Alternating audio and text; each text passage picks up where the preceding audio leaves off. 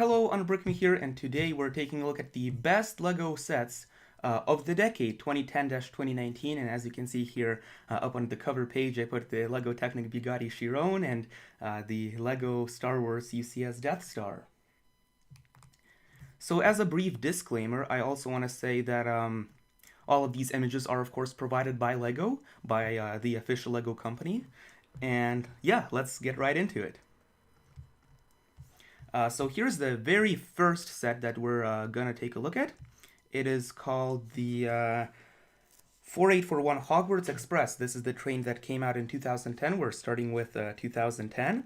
And even though I wasn't really necessarily a huge Harry Potter fan, I still really appreciate this set because I read the first book, I saw the first movie, and I love trains as a whole. Back in 2018, I believe there was a new version of the Hogwarts Express train, and I actually motorized that. I motorized it by myself. I made a full RC mod, and it was really fun. It was really epic. So I do have a special place in my heart for these types of sets. Let me just test out the audio real quick.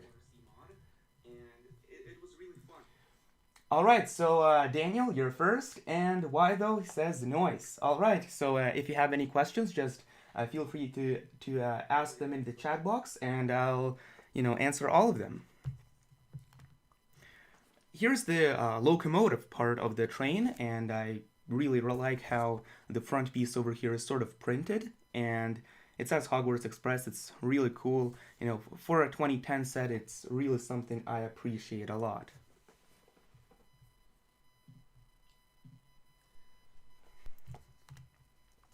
Next up, we have the 3177 small car from 2010. This is a set that I really like because it's sort of nice and compact, and it's a small little sort of smart car, and smart cars sort of were a really hot topic back in the day. Like in 2010 on the road, I saw these smart cars showing up absolutely everywhere. So it was a really nice sort of trend, and I like smart cars. Here we have another angle. I also really like this minifigure. He's nice and simple, but he does sort of have that chest piece print, which I really appreciate. Alright, so Daniel says he has one question. Will I review the 2021 modular building? It looks fantastic. Yes, it absolutely does look fantastic.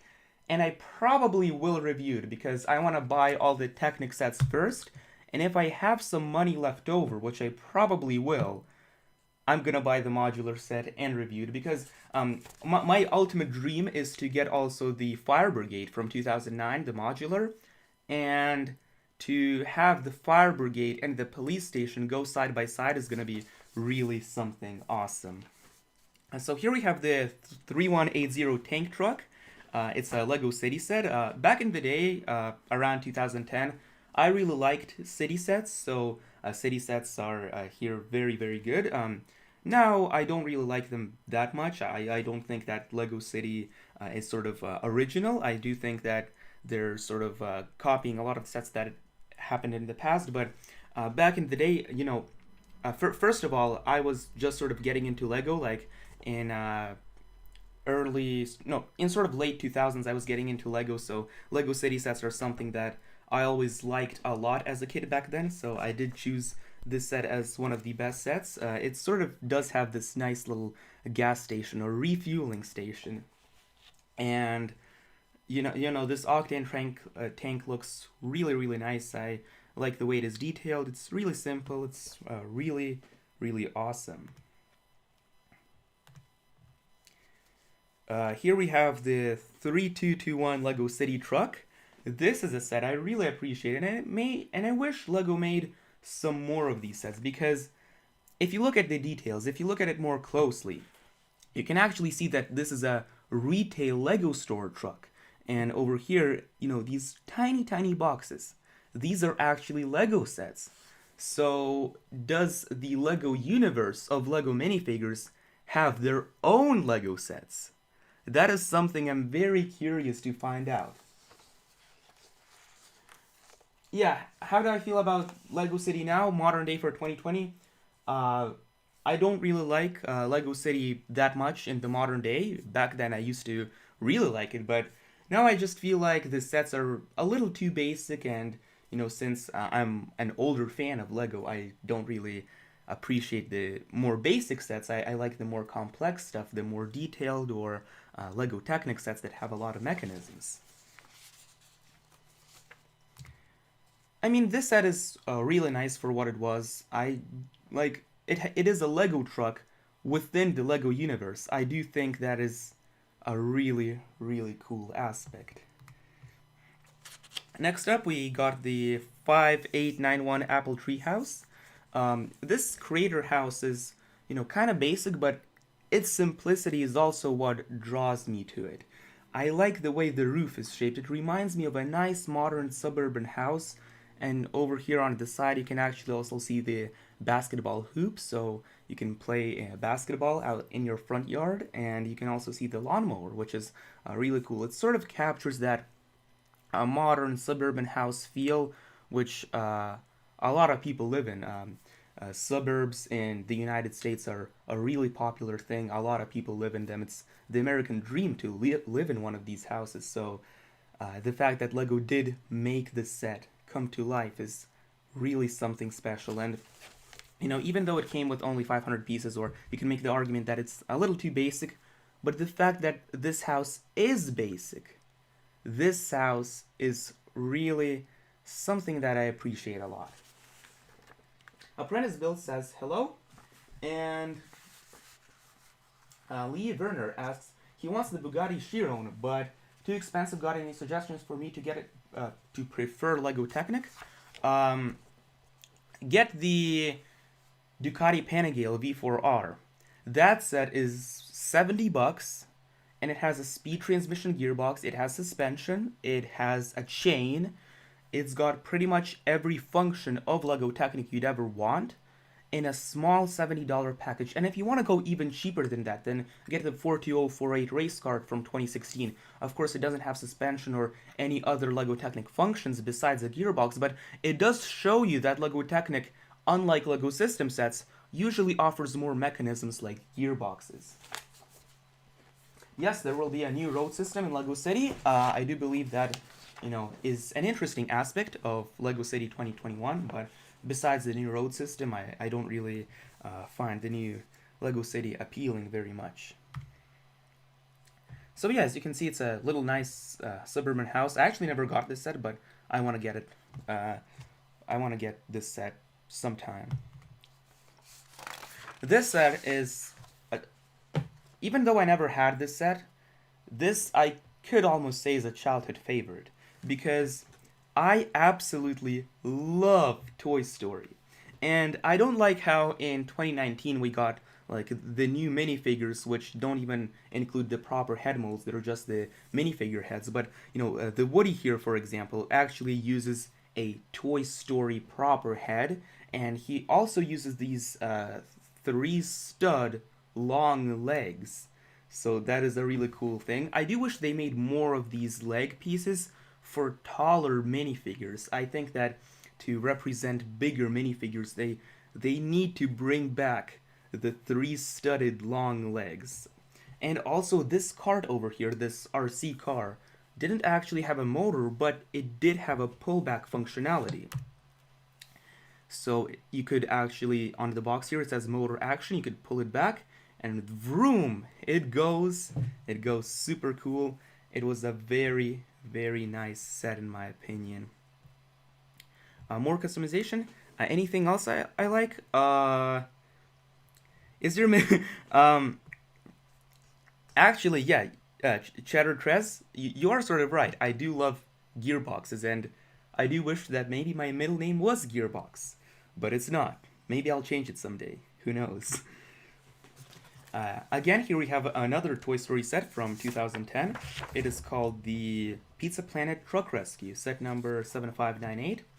This is a scene from Toy Story 2 that I really, really liked. I like how all the aliens got into the Pizza Planet delivery truck, and they were driving the car to get to the airport. It was a really fun action scene of Toy Story 2, and even in Toy Story 1, we did get some scenes with the Pizza Planet delivery truck.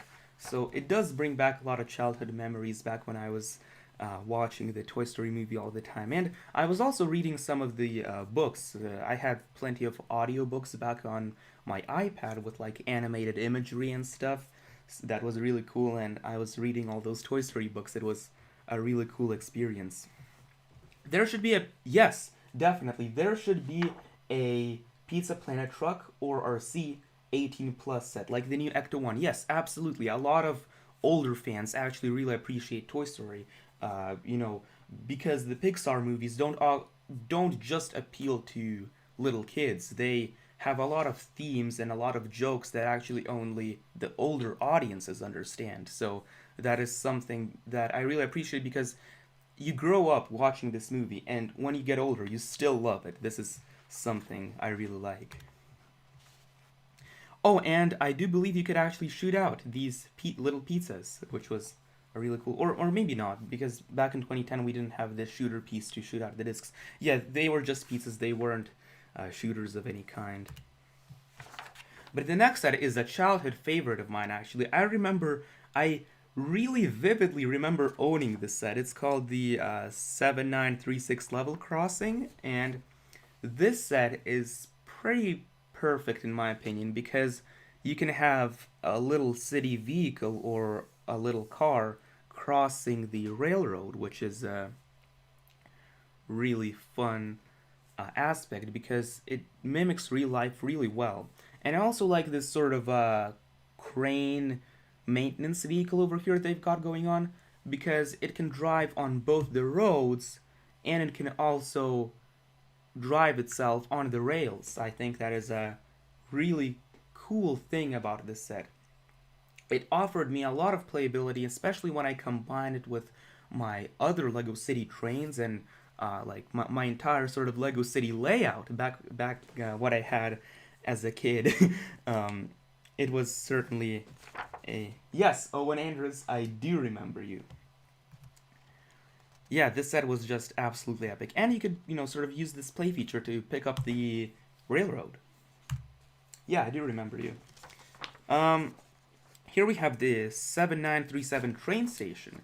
This train station is a really, really great set. This is another childhood favorite of mine. I specifically remember owning this set. And train stations in LEGO City, in my opinion, were always some of the best LEGO City sets. The only modern LEGO City sets that I actually appreciate and I actually like are those that have to do with trains. Any LEGO train I absolutely love, like the Crocodile Locomotive, for example. I was so positive about it in my review, despite it having its flaws, like, the wagons spaced apart maybe too far or something, but, any LEGO train I really like.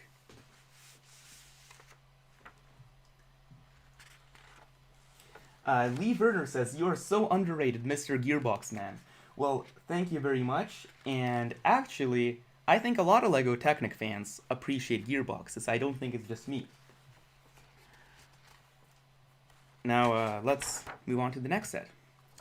Well, it came with 4 tracks, but here's the next set. It's the 7938 passenger train. Again, this is another childhood favorite of mine that I combined with the other 2 train LEGO City sets.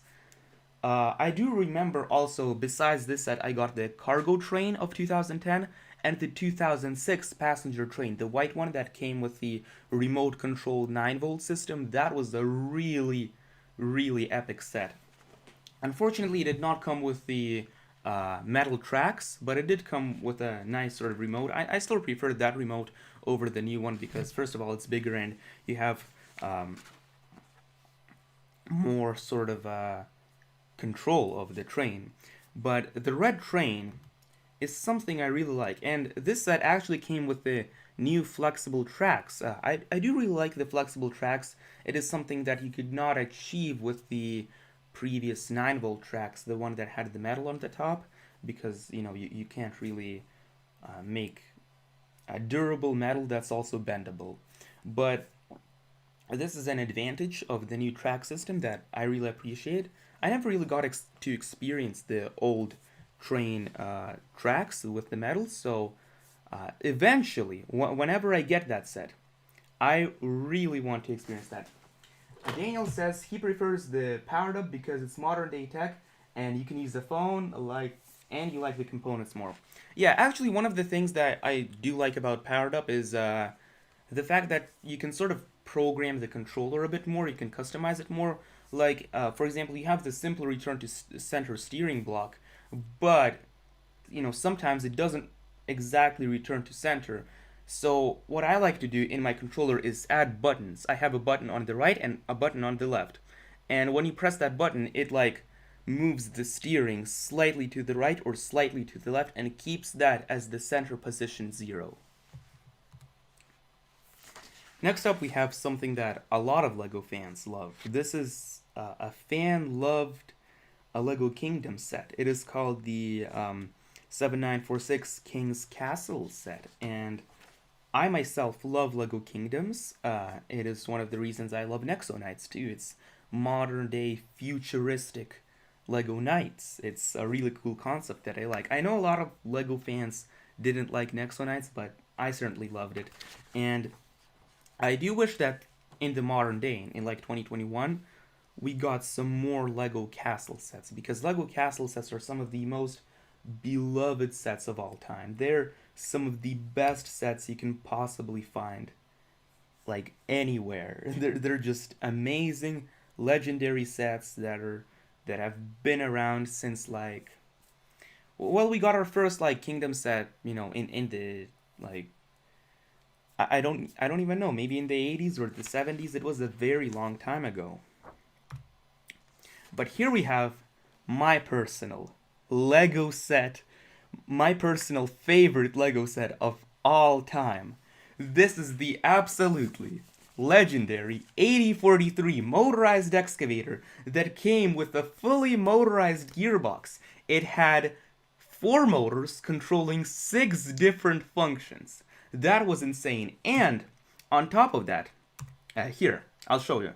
All the motors are on the top superstructure part. So it needed to transfer 2 different independent motions to the different tracks, the left and the right one. So it actually came up with a very cool mechanism. One of the motions was transferring simply through a center axle, while the other motion was transferring through a set of gears and driving rings down which surrounded the axle. This is an absolutely genius mechanism which I absolutely loved. This set is just wow, it's still mind-blowing, and I actually first got this set just when I was 7 years old. This set is pretty incredible, and back when I was 7 years old, I did struggle to build the gearbox a little bit, but man, I have so much nostalgia with this set, and it was so functional back then, and it even rebuilt it, and recently, but I did take apart some of it just recently, but I want to rebuild it again. This set is the perfect LEGO set.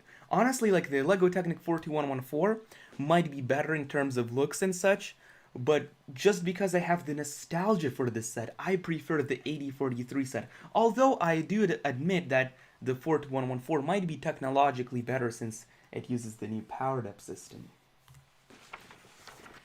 But yeah, this set was just absolutely incredible. Words cannot express how much I love the Motorized Excavator. It's just the ideal LEGO set for anyone, even if you're not a Technic fan. You should try to get this set. Here we have the 8060 Typhoon Turbo Sub.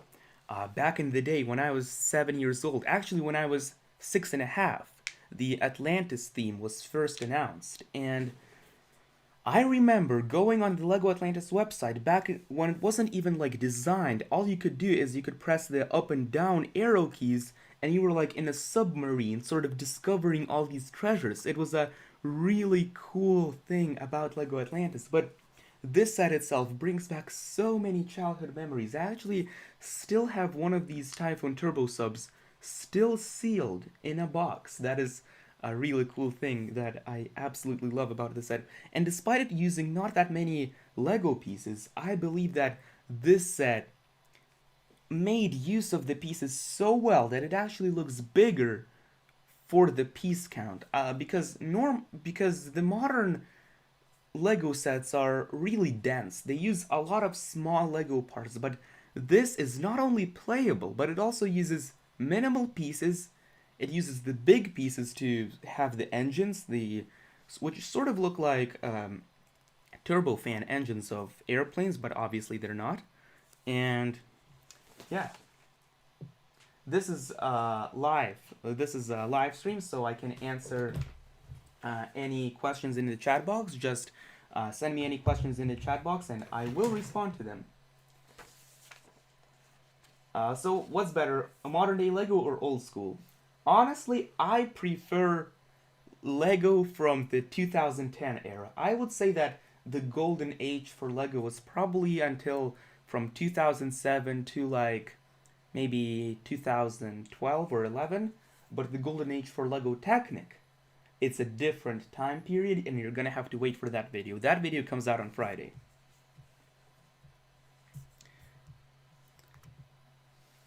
Man, this set was just so cool. It came with a shark minifigure. The shark minifigure had a really cool mold for the head. I really appreciate it.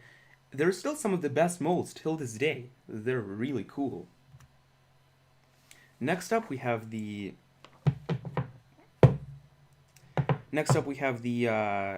8075 Neptune Carrier, and the Neptune Carrier is an absolutely phenomenal set. This set is truly incredible in every way, and as a LEGO Atlantis fan, this is such an amazing thing. Hang on just a second. I'll be back to talk more about this set.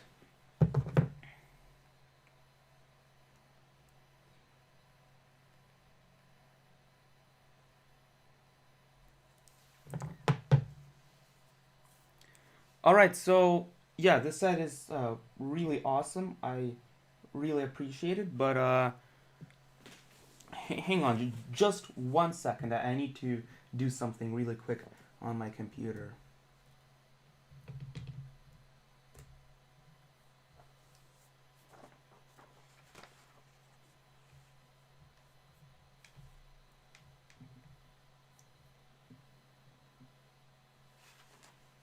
Alright, and just need to reinstall Skype so that way Lego Geek can come onto the stream, and the Lego Geek can also talk about some of the sets with me. But while that's happening, this Neptune Carrier, I actually reviewed this set back when I was just 8 years old. I still have the video till this day, uploaded as an unlisted or private video on one of my old channels. Maybe when I reach like maybe 10,000 subscribers or something, as a special, maybe I'll release that old review video. But I'm warning you, it's really bad. The Lego Geek, I believe, actually is one of the only people who saw that video. Alright, so I'm gonna reopen Skype, and I'll see if the Lego Geek can come onto the stream, and he can talk about some of the 2011 Lego sets. The 2011 year was a really cool year for Lego.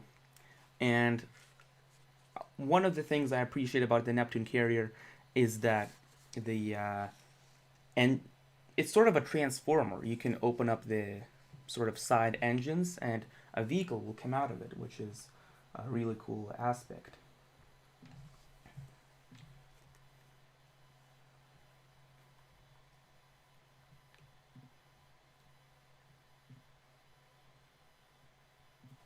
So yeah, just while I'm waiting for the Lego Geek, just come on, ask me any questions in the chat box, and I'll answer them.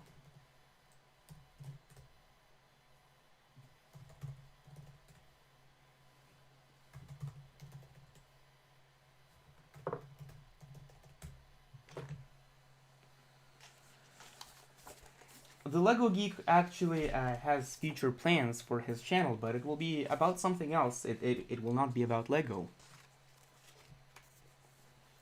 Well, why don't I start the first 2011 set, which is the brick separator. The brick separator of 2011 first introduced us to the brick separator, and finally the days of, damaging your fingernails are long gone because you had this brick separator. But it did not come with every single Lego set. Most Lego sets back then still didn't come with a brick separator, unlike in the modern day, which every single Lego set, almost everyone, comes with a brick separator.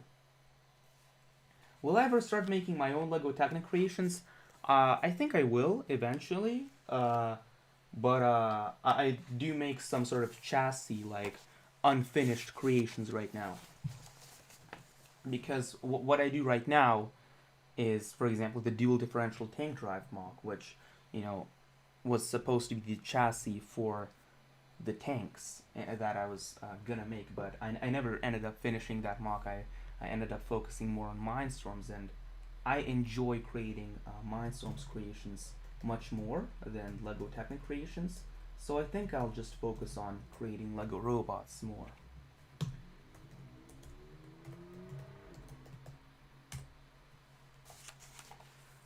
You're starting a fully automated Lego car wash with Powered Up.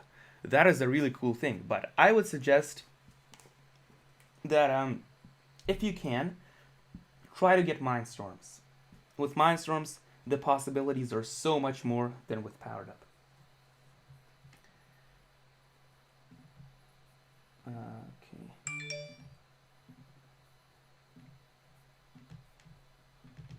If you can, try to get Mindstorms. Alright, I'm gonna get the Lego Geek on the stream. Alright, the Lego Geek, how are you? Hello. You're on the stream. You're on the stream, finally. Shit. Uh, Okay, let me get this. Is there somewhere you can share The screen? The screen? Yeah. Well, can you just watch the stream on your computer, or no? It might be a little delayed, but yeah, I'll do that. Okay, yeah, do that. Okay. Okay, so start talking about Stormer 2.0, the Hero Factory hero. I'll start until you see it on your end. Stormer 2.0 is a really cool hero of Lego Hero Factory. It did come with one of these printed pieces for the Hero Factory wave, and I loved the theme Hero Factory. The Hero Factory theme is truly one of the best ever, in my opinion. And it is just an incredible theme. So do you want to start talking about Hero Factory? Well, I've never found a Hero Factory set in my life. In fact, I'd much rather Bionicle over it. I do think Bionicle is overrated compared to Hero Factory. In fact, I don't even know why there's a difference, but they're interesting sets. Honestly, I kind of want them to come back because I think they have a lot of cool new techniques with them. Sorry.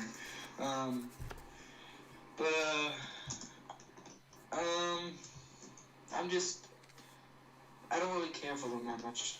Honestly.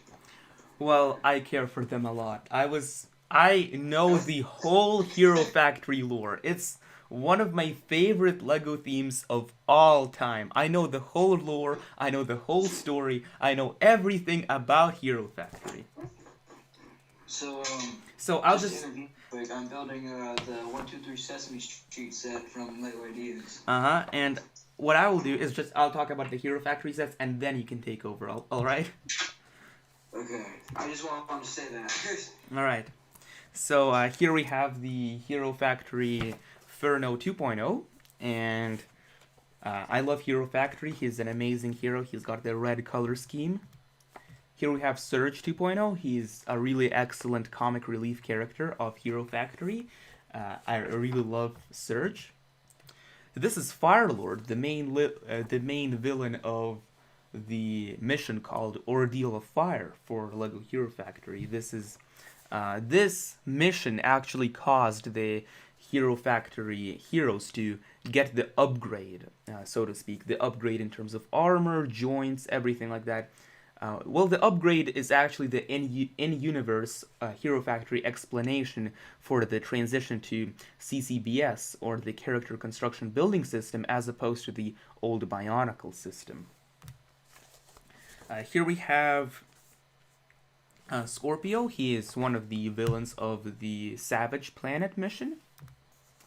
And here is the Witch Doctor. He was actually a former worker at the Hero Factory, and he was obsessed with Quasar. Quasar is the Hero Factory core that gives the heroes the power. He wanted to harvest all the Quasar. That's how he became so big, and he's sort of like a mad scientist in the LEGO universe. All right. Honestly, the Witch Doctor is kind of scary. I actually kind of like that. It's like a fake tie over with like Jimmy or Grievous or something like that, you know? Yeah. And here we have the 2011 police station, and why don't you take over?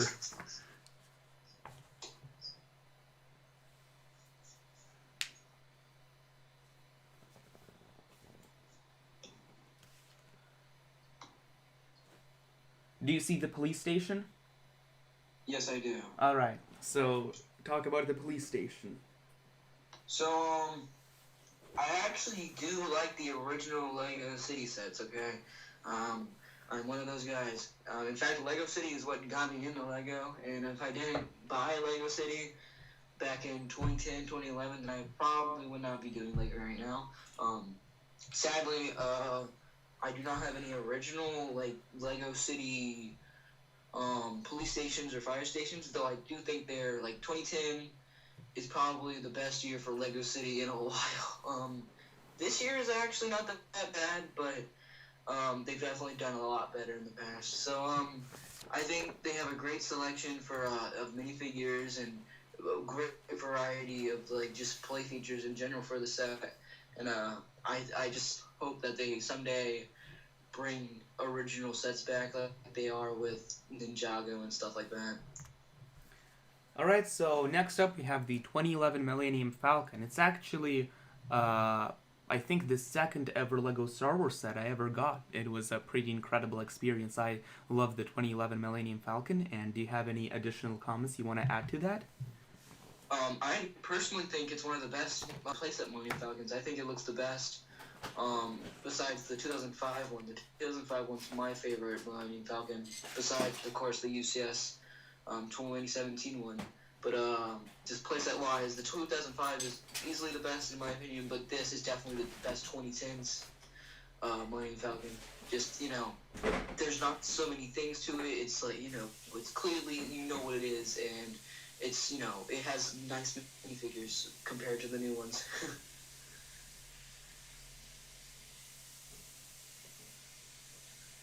That's all I got.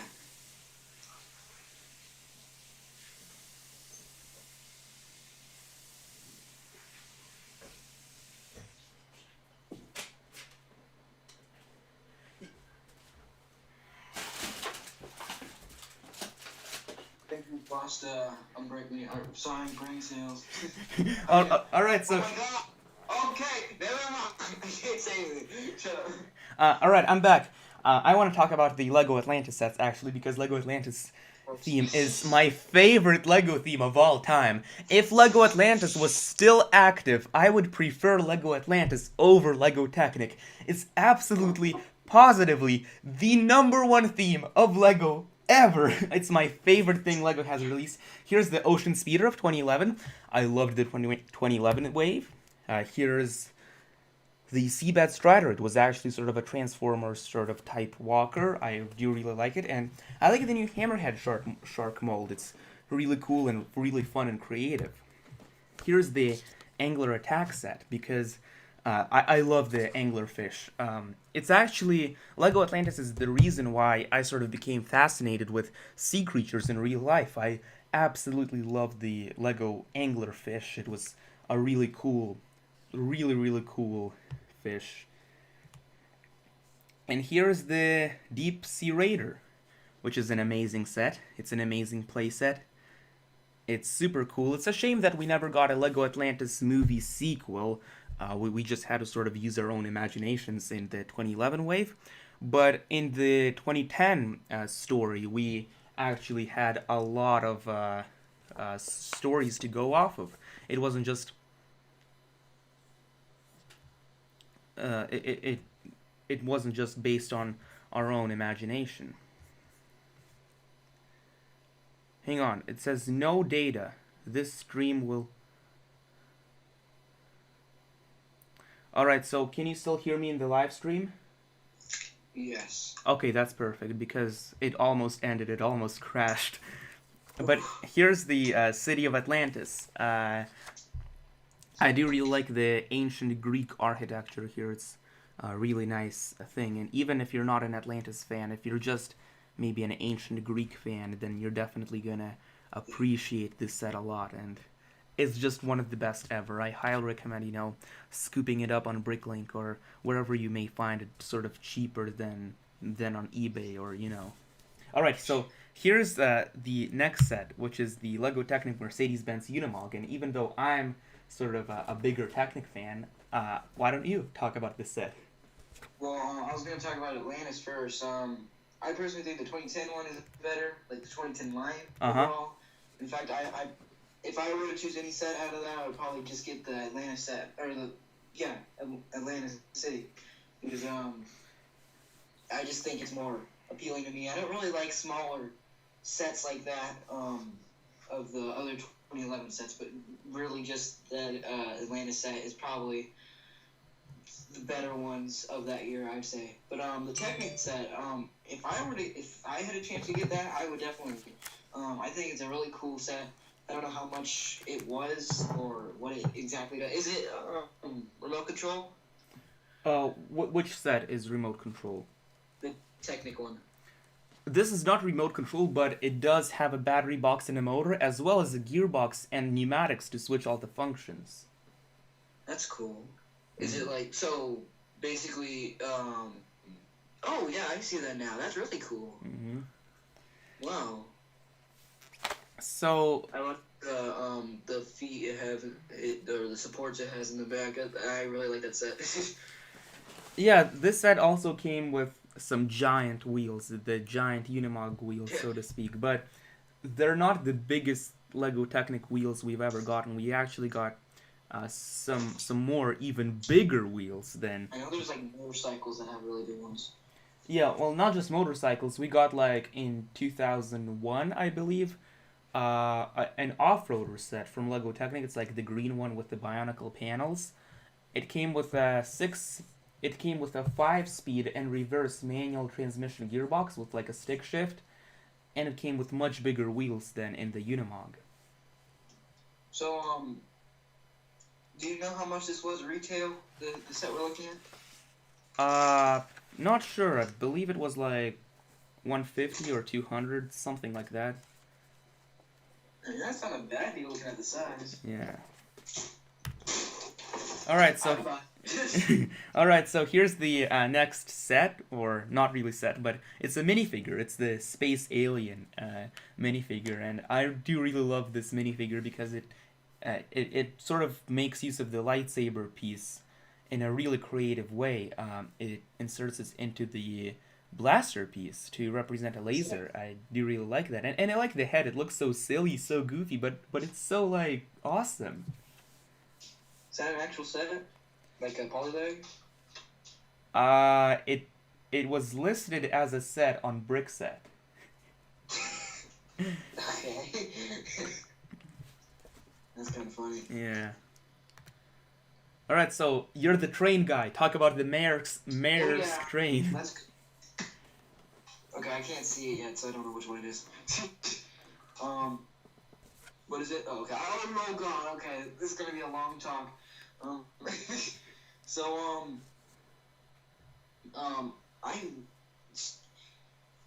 always wanted to get this set, okay? Ever since I was maybe 5 or 6, when this set came out, I wanted this set. so bad. Along with, of course, the Emerald Knight, but we won't get into that because I'm pretty sure it's not on the list. I'm pretty sure. But isn't that like a 2009 set? The Emerald Knight? Yeah. Yeah, that's a 2009 set, so it's not on the list. But the Maersk train set is easily the best train set of the 2010s. Of course, the Crocodile Locomotive is a 2020 set, so that doesn't count.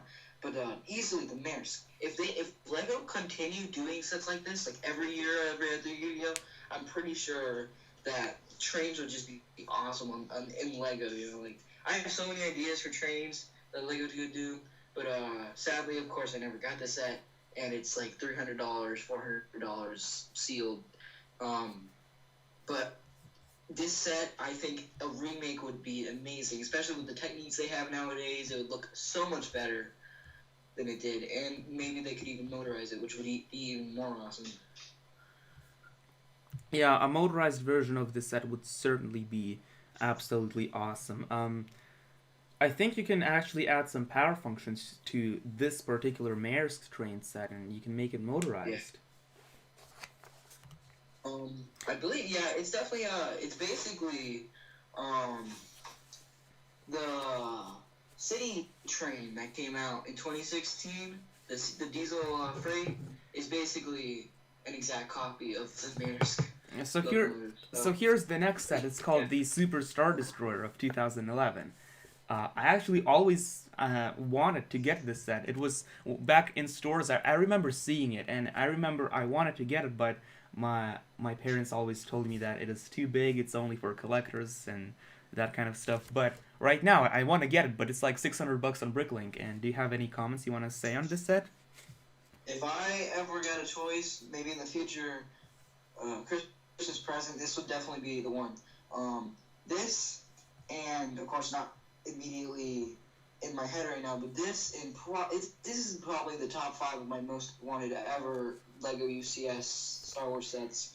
I think if they remake this, hopefully, honestly, I kind of want them to, though I know if they do, it'll be insanely overpriced, like the newest Imperial Star Destroyer. Though I do want to get that set, though I probably will never get it. It's just this set is a beautiful set. I love how they did, all the plating and the griddling in the center, or not the center, but the back area. I just think that this set is easily one of the best UCS sets ever, in my opinion. Yeah, and I actually remember back in 2017, I was at a summer camp for Lego Mindstorms, and for Minecraft also. I was at a summer camp back in 2017, and I remember the owner there was just a massive Lego fan. Like, the whole room was literally detailed with his own little Lego city, and he actually had this Super Star Destroyer up on display, and I remember seeing it, and it was like massive. It was even bigger than the Star Destroyer we got in 2019. Oh yeah. I mean, it is a Super Star Destroyer, so... Yeah. So here's the next set. It's called... Sorry. No. Here's the next set, or the... Oh, okay. This is nostalgia. It's 2012. It's the Fire Transporter. Is it the first 2012 set? Or... Yeah, it's the first 2012 set on our list. Okay. I think Super Star Destroyer was a 2012 set, wasn't it? No, it's a 2011 set. Okay, just making sure. But you can talk about this first if you want, but I don't really care. This set is pretty cool. I like the way it looks. I do like sort of the twist on the fire theme. We get like a little mix between a boat and a car, which I really like, and a little fire sort of truck. Not necessarily a fire truck, but a truck that has the fire logo, which is really cool. And next up we have the heavy lift helicopter, the twin rotor helicopter. Alright, talk about it.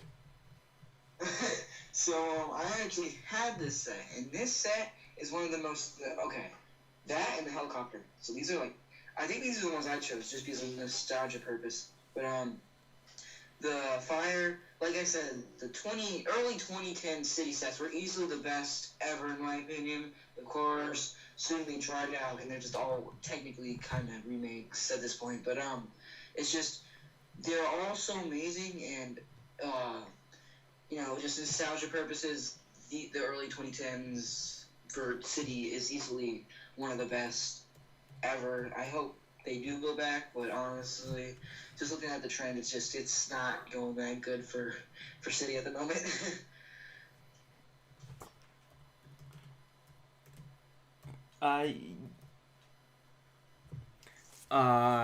Yeah, this is a really cool helicopter set.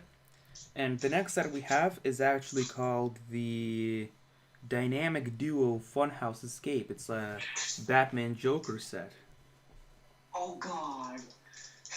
I chose all of these, didn't I? Yeah, you did. I don't know how I forgot my list, but I just did. This set is also another nostalgic thing. And in fact, I remember every day after coming home from school, and that year, maybe for a month or two, I'd set this up at my window and, just let the, how there's, a windowsill, and then, it hangs above the floor.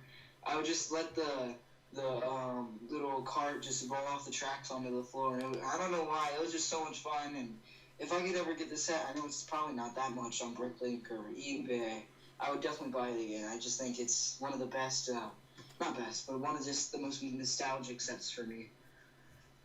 Mm-hmm. Well, with the next set just nostalgic, honestly. And the next set we have is the Wolverine's Chopper Showdown, set number 6866.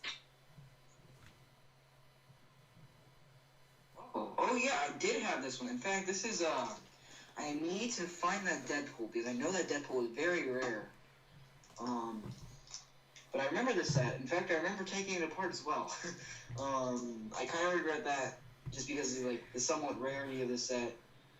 But this set's awesome. I think the minifigures are probably one of the best of that year, especially for this theme. In fact, I don't really like DC at all. Wait, is this DC or Marvel? This is Marvel, I think. Marvel, okay. Okay, maybe not out of Marvel. I think Marvel is actually pretty good, but just if this were DC, it would just be one of the best. But thanks Marvel, it would probably be in my top 3. I don't have that many favorite Marvel sets, but this is definitely one of the best play sets for Marvel, in my opinion. And next up, we actually have the 7346 Seaside House from Lego Creator. It came with 415 pieces, and it was a really cool 3-in-1 build.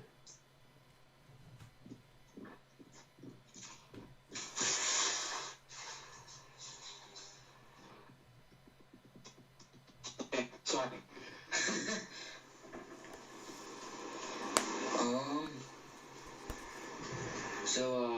I think this is what you chose.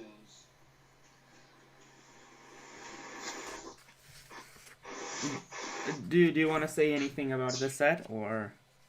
I don't ever recall having this set, but I'm pretty sure this is probably something you put on the list. So it looks cool. I do like the color actually, and the roofing. That's the cool thing. Early 2010 creator sets, the houses, that is, they always had really cool roofs. They had the somewhat cheese pieces just all made up of the roofs. I just think that that's what really appealed to me for a creator back in that year or the years. And the next set we have is the Lego Technic logging truck, set number 9397. It actually came with a battery box, a motor, and a gearbox, along with some linear actuators. This set was absolutely incredible. Man, I love this set so much. This, set is a truck, and yet it came with a gearbox, but the Mac Anthem of 2018 never came with a gearbox, despite it being a truck, featuring many different functions and such. This is what trucks should be like. They should feature power functions and a gearbox. This actually, I did not know about this set. In fact, this set is really cool in my opinion. It kind of reminds me of that early 80s, I don't know exactly what year, but 80s or 90s racer set. I'm not too sure exactly. I'll send a picture to you after the stream, but I just always remember looking at it. All I know is that it was a early Lego truck. It was just the truck, no trailer or anything. So that just reminds me of that. In fact, I really like this set. It looks really cool. I think I'd have a lot of fun with it. And in fact, a lot of other people. Well, here's the 9398 4x4 crawler, which I might have also put on the list for 2012. And this set is also absolutely pretty incredible. This set is actually what led to the You Design It, We Make It competition. And a man by the name of Yegor Karshiev actually created won the You Design It, We Make It competition. He designed the top portion of the vehicle, and he put like a winch along with a power function switch, which was really cool. And it was also like the color blue, which was really nice. And I believe that's also how he became famous. Right now he has a channel called Brick Garage, and I watch that channel all the time. It's really incredible.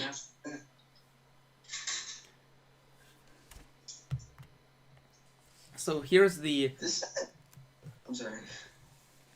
So here's the monster... That set, the 4x4. Yeah? I knew about it. And I think it's one of the cooler, in my opinion, RC set, or RC Technic sets.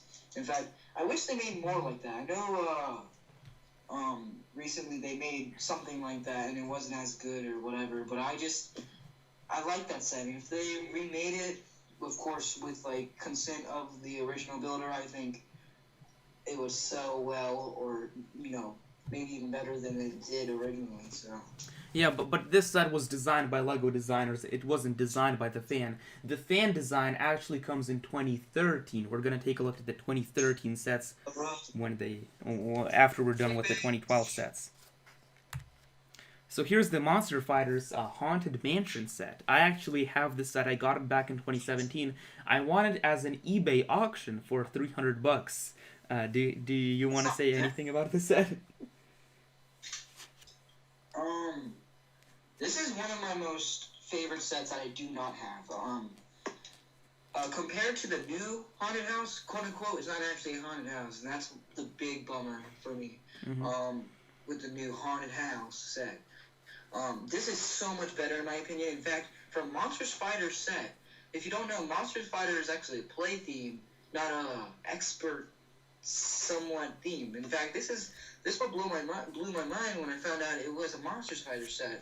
Just because it's it's a actual kind of expert set, and it's one of the best sets easily from that decade in a lot of older fans' opinions. I just from my point of view, just seeing all these YouTubers talk about it, saying like how amazing this set is and how they wish they got it or wish they remake it in some way. So that's easily one of the best sets of the decade in my opinion. Mm-hmm. And here we actually have, I think you might have chosen this set. It's called the 9474, The Battle of Helm's Deep. Oh, yeah, I did. I honestly don't know why. Oh, I know why. So, I chose this set just because I never actually watched or read Lord of the Rings. In fact, I was never interested in it. But one of my own friends, Bomb Squad Productions and Ostrich Bricks, brought this set to my attention, and it's just one of the best Lord of the Rings sets. Of course, I've never really looked at Lord of the Rings sets. They never really appealed to me, so I never really cared for them. But this is easily one of the best in my opinion. If they were to remake Lord of the Rings for whatever reason, fan reasons or whatever, this would definitely be one of the ones I hope they make better and bigger, like they did the Hogwarts Castle last year. So, this is probably one of the best Lord of the Rings, or is one of the best Lord of the Rings sets in my opinions. Of course, I can't say much because I don't own any of them, but it's just from a here's the fan next point of view, I guess. Here's the next set. It's called the Endor Rebel Trooper and Imperial Trooper Battle Pack. Pretty sure it's one of yours. No, that I know. I think you chose it, but I'll talk about it if you want to Why talk. would you choose that? Yeah. I Well, think I chose that. I mean, it does have a nice sort of a flick fire missile here, like near the tree piece. That is a really cool sort of thing. Yeah, I've seen. If I did choose it, it would probably because of the figures, not because of the actual set. I don't know why I chose that if I did. Yeah, I do like how you can build sort of your rebel army and your stormtrooper army. It's a really cool aspect of this battle pack set. And the next set is actually one that you chose. I believe it's something that came from Knights of the Old Republic, the video game. It's called the 9500 Sith Fury class Interceptor from LEGO Star Wars. Once again, I don't have this set, but it's just one of those sets that you wouldn't expect from LEGO because it's one of the Legends vehicles.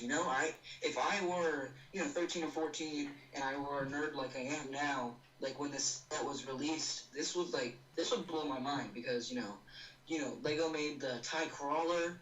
That's an expanded universe set. This is an expanded universe set. It's crazy to me that LEGO even tried to make this, just because it might be controversial to some people, but of course this is a game, and I don't know if it did good, but I know a lot of people talk about it, like Icarus Ladder and people like that. I know it was a good game, but just like this set, if I could get it, I don't know how much it goes for online, but it's a cool set. It looks cool, If you look at that, you might not know what it is. Yeah, I never played Knights of the Old Republic, but I really want to play the game because I've heard that, like, Revan, for example, is a really cool character in that game, so I really want to experience the stories of Knights of the Old Republic. The next set we have is actually called the 9515 Malevolence. It is from the Clone Wars TV show, and I absolutely love the minifigures. I actually prefer the old squished face style minifigures for the Clone Wars sets. I really don't like how they went back to the new sort of minifigure heads that don't use the squished heads for the minifigures. I loved the squished faces. I want to get all the Clone Wars minifigures and just have the squished face minifigures on display. I don't like the new ones. I love only the squished face minifigures. I like realisticality over what's the word? I don't know what to call it. Well, I like realisticness over non-realisticness. I don't know. But looking at this set, with the minifigures next to it, I never knew how small it was. I thought it was a little bigger than this, but I chose it just because I always knew about the set. It was just those sets that you knew about, but you never actually cared to try to buy it. Well, I think if I were an older fan of LEGO at the time, because when this set first released, this is a 2012 set. I was just 9 years old, and I was 2012. Yeah, this is a 2012 set, and if I were more like maybe 12 or 13, 14, I would absolutely buy this set. This set, I want to get it right now, I really want to. And Lee Werner says, fake fans be like, OMG, those faces suck. Okay. Are you saying me? So, no, I think that the faces are absolutely great. And let's talk about the next set. It's called the Palpatine's Arrest, set number 9526. This is a episode 3 set. I love the selection of minifigures here. I love how there is so many Jedi, one Sith Lord. The minifigures here are absolutely awesome. Like, if you're a kid, if you're a kid who loves the Jedi, who loves the Sith, like, you're really gonna appreciate this because you can, like, play it out so many ways. You can like, this set is just incredible. Like, what do you have to say about this? So this set is okay. I know I'm saying this a lot, but it's mostly just about the themes. But this set, if I could get this set, man, I would say this is one of the best prequel sets, in my opinion, not including the Clone Wars. Just prequels on their own. This is one of the best prequel sets, in my opinion. If Lego remade this would be insane. Though, of course, I would be worried they'd make it like the Praetorian Guard Duel or whatever, or Snowstorm, that's what it was, in 2018. That set, I don't even want to talk about it. But it's just, this set is so amazing. There's so many play features. You could do so much with it. This is what makes me think of Lego. If I saw this set, I would think Lego, because this brings up so much imagination. You could do so much with this set. It's so cool. This set is, like, I wish Lego would remake this set. Yeah, and Lee Werner says that this deserves UCS, and I'm not sure how you can make this a UCS set. Maybe you can make it a Master Builder series set, actually. Like, Maybe, well, I mean, you could make it like a, Lego. I really hope Lego makes like a giant council room, or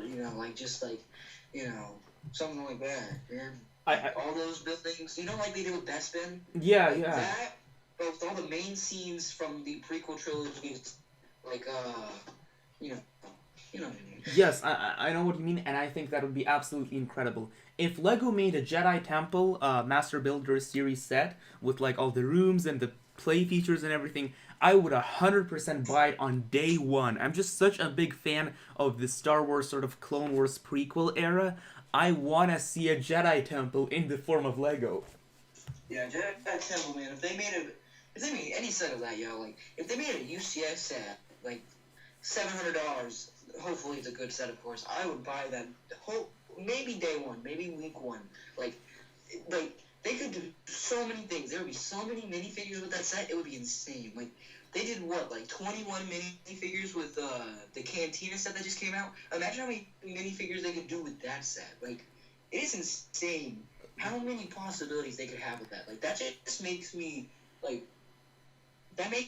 feel so happy thinking about that. If that ever were to happen, which I pray to God it does, that would be one of the best sets in my opinion, if it's good, of course.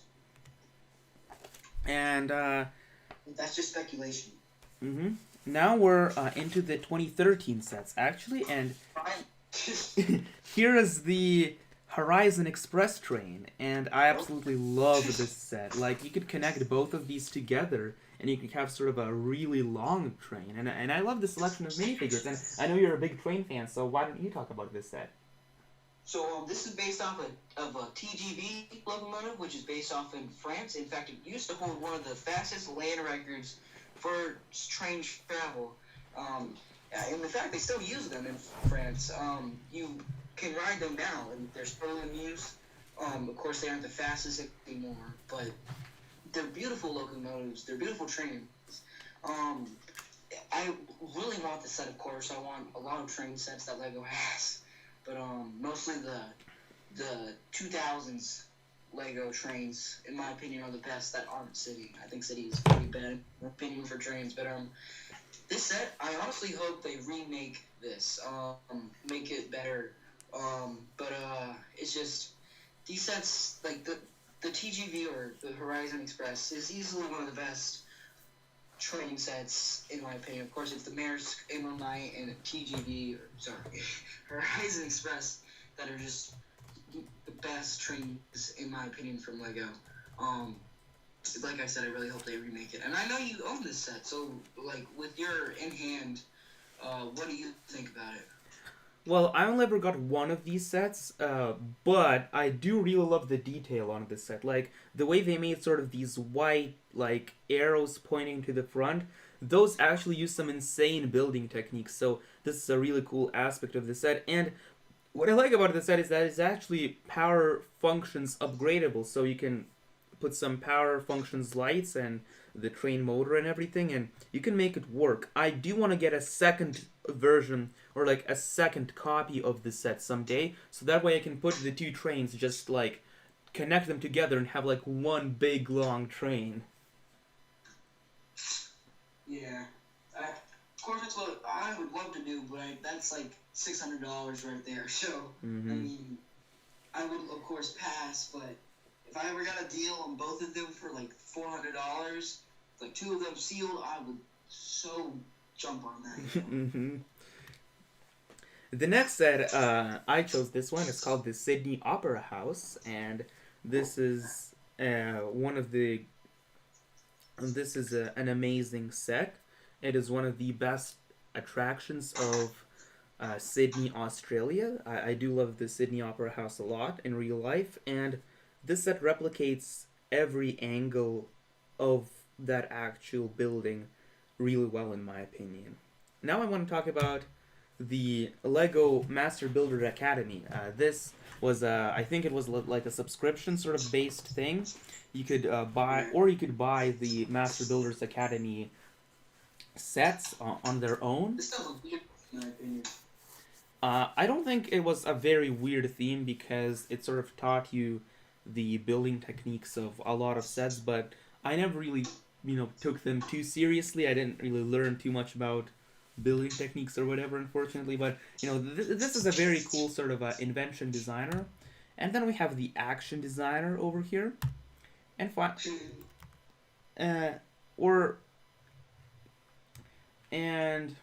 yeah, this is pretty great. But now I want to talk about one of my all-time favorite Lego sets ever, which is called the Back to the Future DeLorean. This is an absolutely incredible set, in my opinion. So, I'm a huge BTTA fan. I love all the films.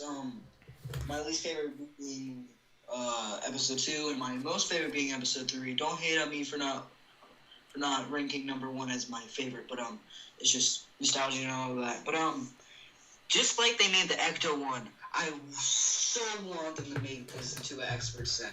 This would be the most amazing expert set vehicle. This will top over the Mustang that came out, I think, last year.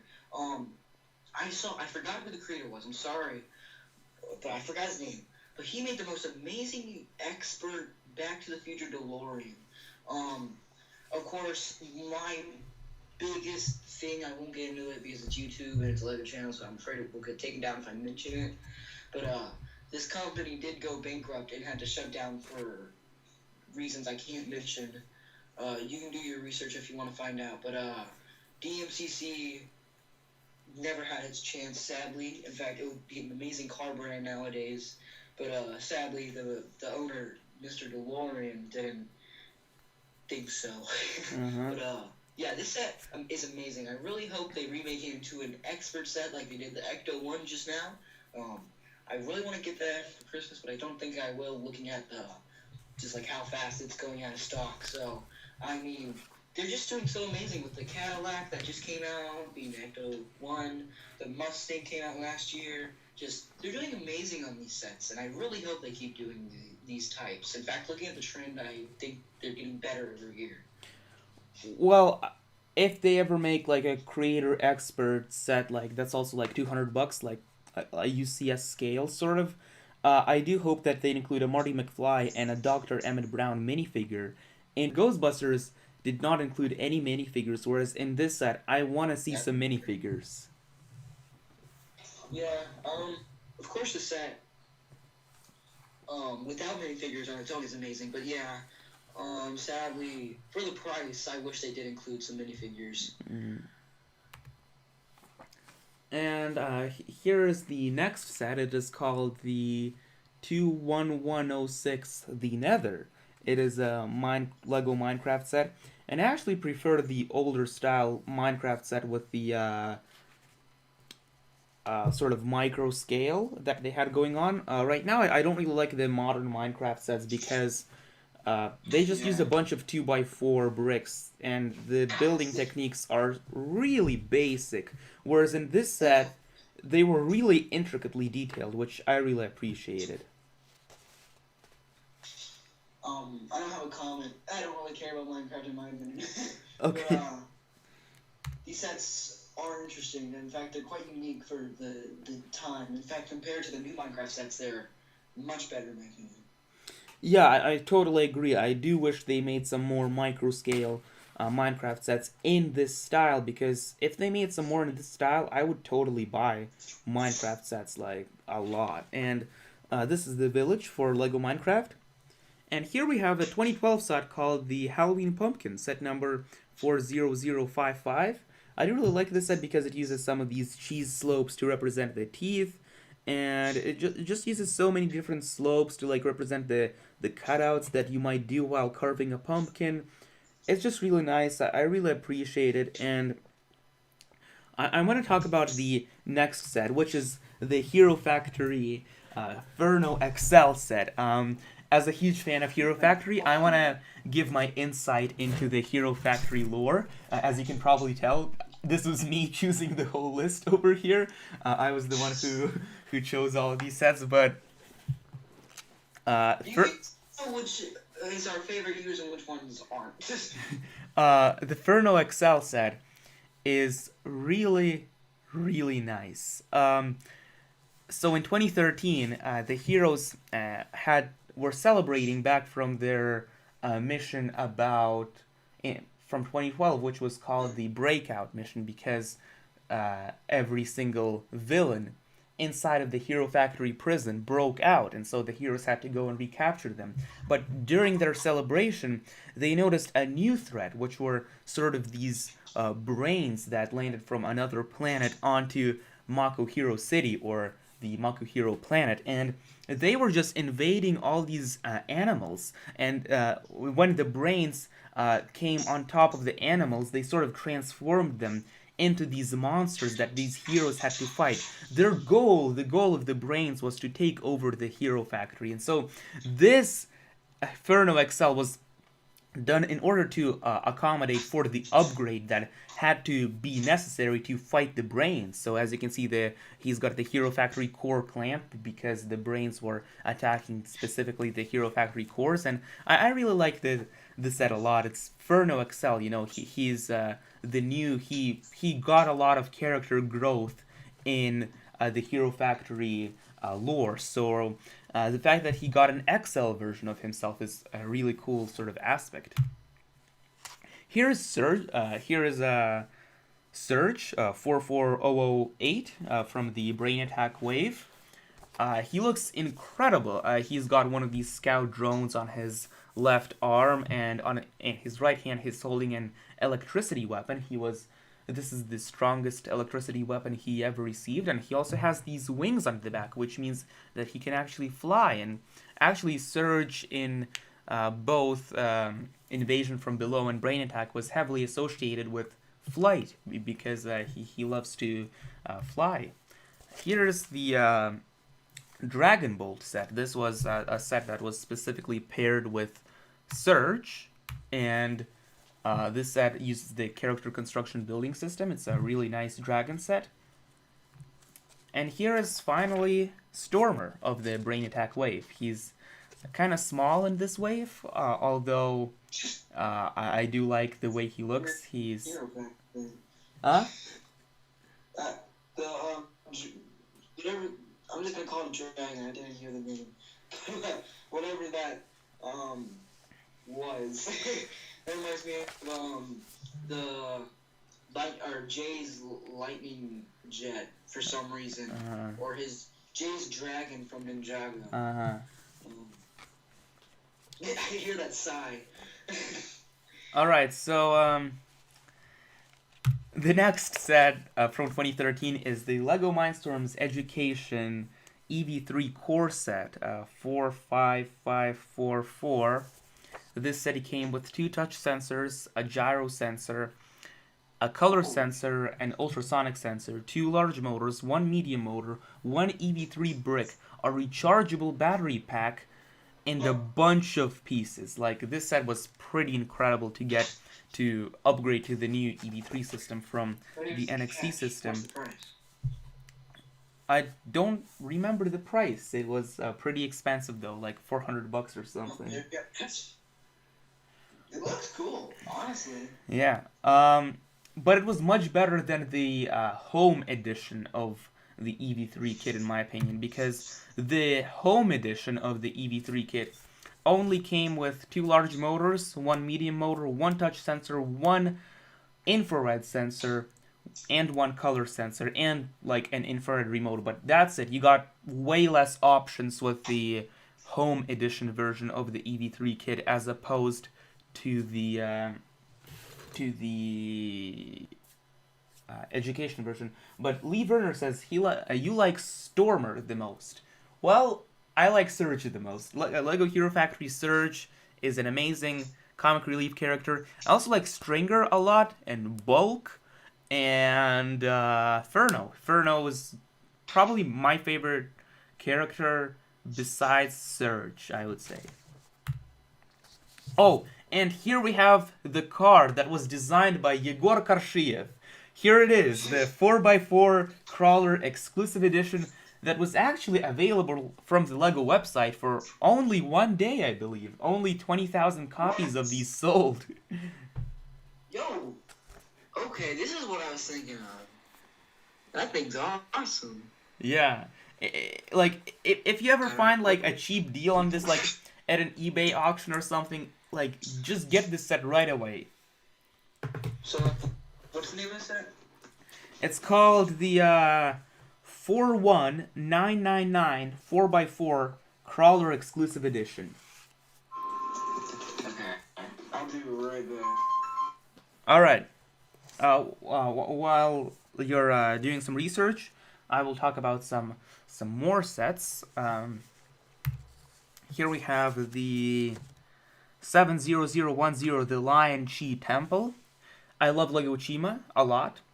Until I watched the show, the Lego Chima TV show, I honestly didn't really like the theme, like, at all. But back in 2014, I discovered the fact that there was actually a Lego Chima show. I bought the whole entire show on iTunes, and I watched every single episode. I love Lego Chima. I love this. Here we have the 70006 Krager's Command Ship. This is a Lego Chima set that actually one of my friends from 4th grade gave me as a birthday gift. So at the time I didn't really like Chima, so I just kind of put it aside. I kept it sealed for a long time. But then in 2014, so like 2 years later, I finally... No, 1 year later. I got this 1 year later. And I ended up unboxing this set, and I built it, and it was just the most incredible thing ever. I really love this set a lot.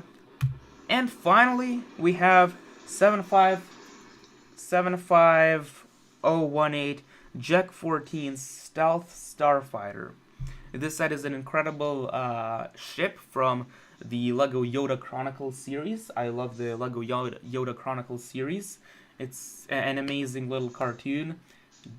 I do believe it's available on Disney Plus, although I'm not sure, but it's definitely available on iTunes. So if you want to watch some of the Yoda Chronicles on iTunes, I highly recommend the show. It's really cool. It has that Lego humor that everyone loves. It's really cool. But anyways, are you back?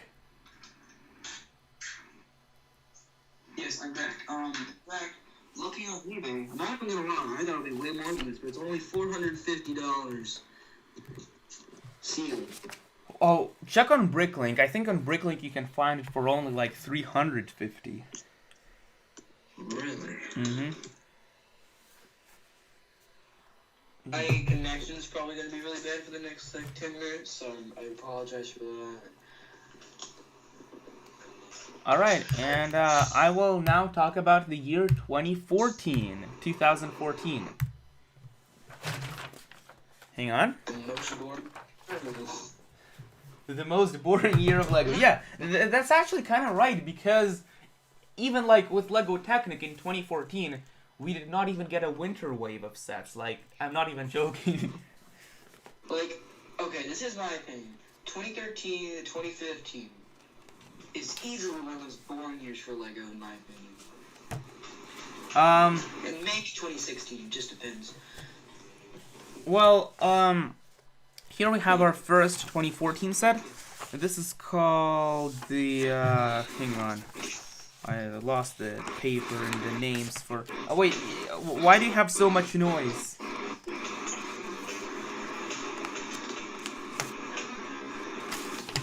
Wait, how come you have so much noise? Ooh, okay.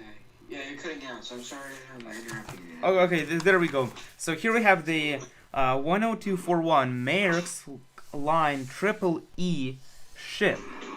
Do you like this set?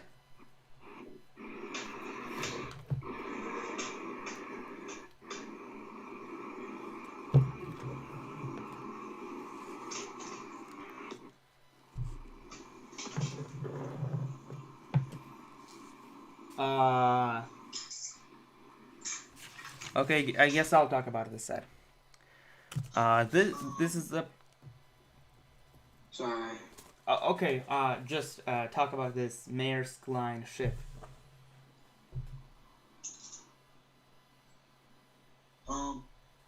This is okay. So I'm not sure what year, but 2014. I have a smaller version of this. I have the other Maersk ship, way smaller, compared to this. But this is honestly a beautiful set. What they did with it, just like I can't express how beautiful it is in my opinion. Just like I live in a port city. I'm not gonna say where I live, of course, but I see these things all the time. It's crazy how this set in particular is, and it's sad that Lego doesn't do anything like this anymore.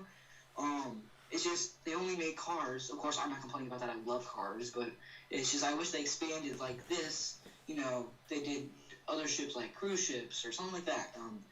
It's just so cool what they did with this set, and I really hope they do something like it again because I know it's a very expensive equipment and stuff like that.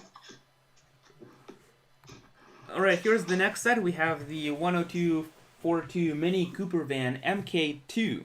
And this is a really nice car. I know you love cars, so do you want to say anything about this set? What is it, the Mini Cooper? I can't see it. I think now you can see it. Not yet. Okay. Oh, okay. Yeah, I see now.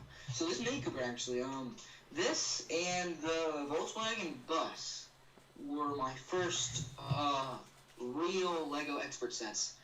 I got the Mini Cooper in 2015, I believe. The same order I got the van. This set, honestly, I don't know why. I didn't know much about cars when I was that age. I know much more about them now, but for some reason I wanted this car so much in real life. I don't know why, but I think they did an amazing job for the time. I think they can do way better now with the Fiat they did recently and the Beetle they did in 2016, I believe it was. It's so boxy compared to what they do now. But it's a very beautiful set in my opinion. So I think they did a great job. Our next set is the 10243 Parisian Restaurant set. This is a pretty incredible set, actually. I still have the modular building right here, actually, on my table. It's a really cool set. I love the architecture on the Parisian Restaurant. It is such a cool set. It's so incredible. Do you want to talk about it? I think it's a beautiful set. Well-known Lego sets for collectors. Just, it's very well done. I think they were very accurate with the Parisian style. Of course, I've never been to Paris. I don't know any Parisians. But just the cliche of Paris, this is very spot on in my opinion. Yeah, totally. The architecture here is really nice. I love how they use the white caisson pieces, and I love how they use the white glam pieces to the detail of the top roof part. It's a really nice set. I really love it a lot. Here is the next set, which is the 21019, the Eiffel Tower from the Lego architecture line. The Eiffel Tower is an architecture set that I never got, but it is a set that I kind of always wanted. It's one of those sets that I really, really appreciate. I love how it's detailed really nicely. It's got the curvature pieces on the bottom. It uses like one of those flexible sort of axle pieces to add some more detail, which is really nice. And do you want to say anything? I don't have that much about it, but it's not one of my favorites out of architecture. In fact, I love architecture. It's just this set doesn't really appeal to me. Mm-hmm. Not saying it's a bad set, just in my opinion, of course. Here we have the 2120 Trevi Fountain from Lego Architecture, which I think is a really cool set. It comes with 731 pieces. It looks pretty cool. I like the architecture on it. It's a really nice set for the amount of pieces that you do get. But I do maybe want to talk about the next set, which is the beloved fan favorite.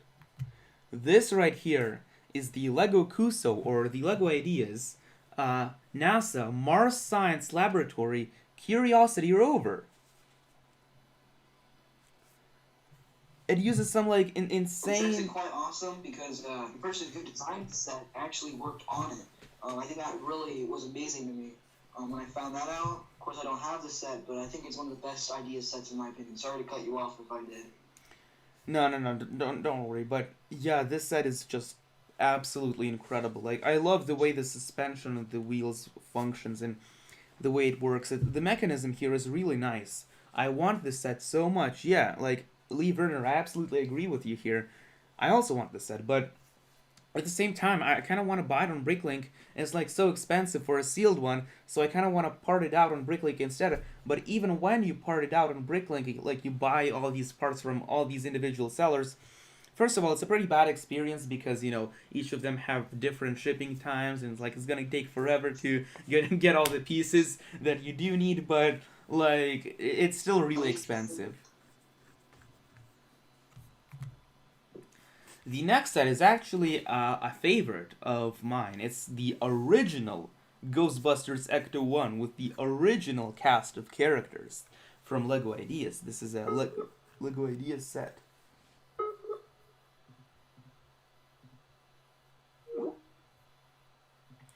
And this set is really, really nice. It's really incredible.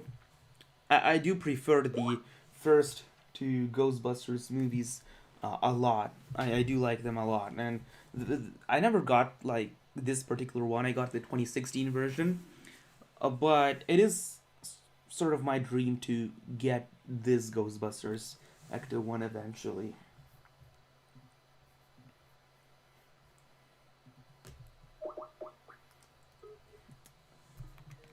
The next set is the Lego Technic 42022 Hot Rod set, which is a really cool set. It comes with a V8 engine, and it's a really nice sort of set. I do really like this Lego Technic car a lot. And the next Lego Technic set is the container truck. This set is really cool. I do believe it actually featured power functions compatibility, so you could upgrade it with power functions like a nice little, like a motor and a battery box, and you could connect it to the linear actuator. It was a really incredible experience. I do not like how in the new Technic sets, like, none of the sets are powered up or power functions upgradable, so this is a huge reason why I prefer sort of the older Technic a little bit more. A 2014 Lego Technic set that I actually do really appreciate is the Lego Technic cargo plane. This is a cargo plane that was a really cool plane of 2014. I did get this set, but I still haven't exactly built this set, but I do want to build it, like, eventually. And I love airplanes. I love cargo airplanes.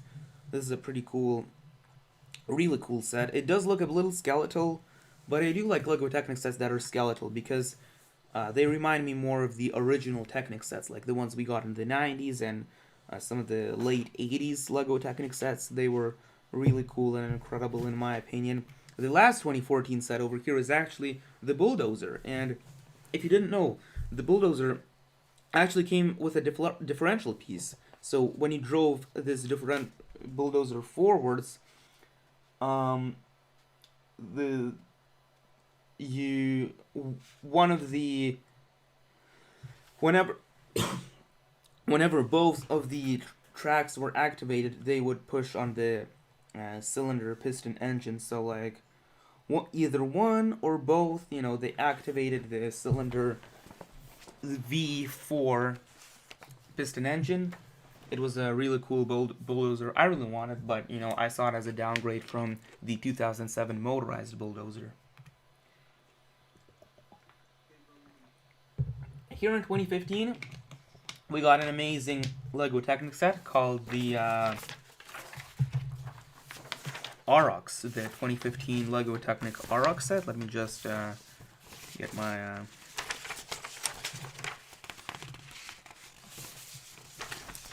Yeah, this is the Mercedes-Benz Aurochs set number 42043.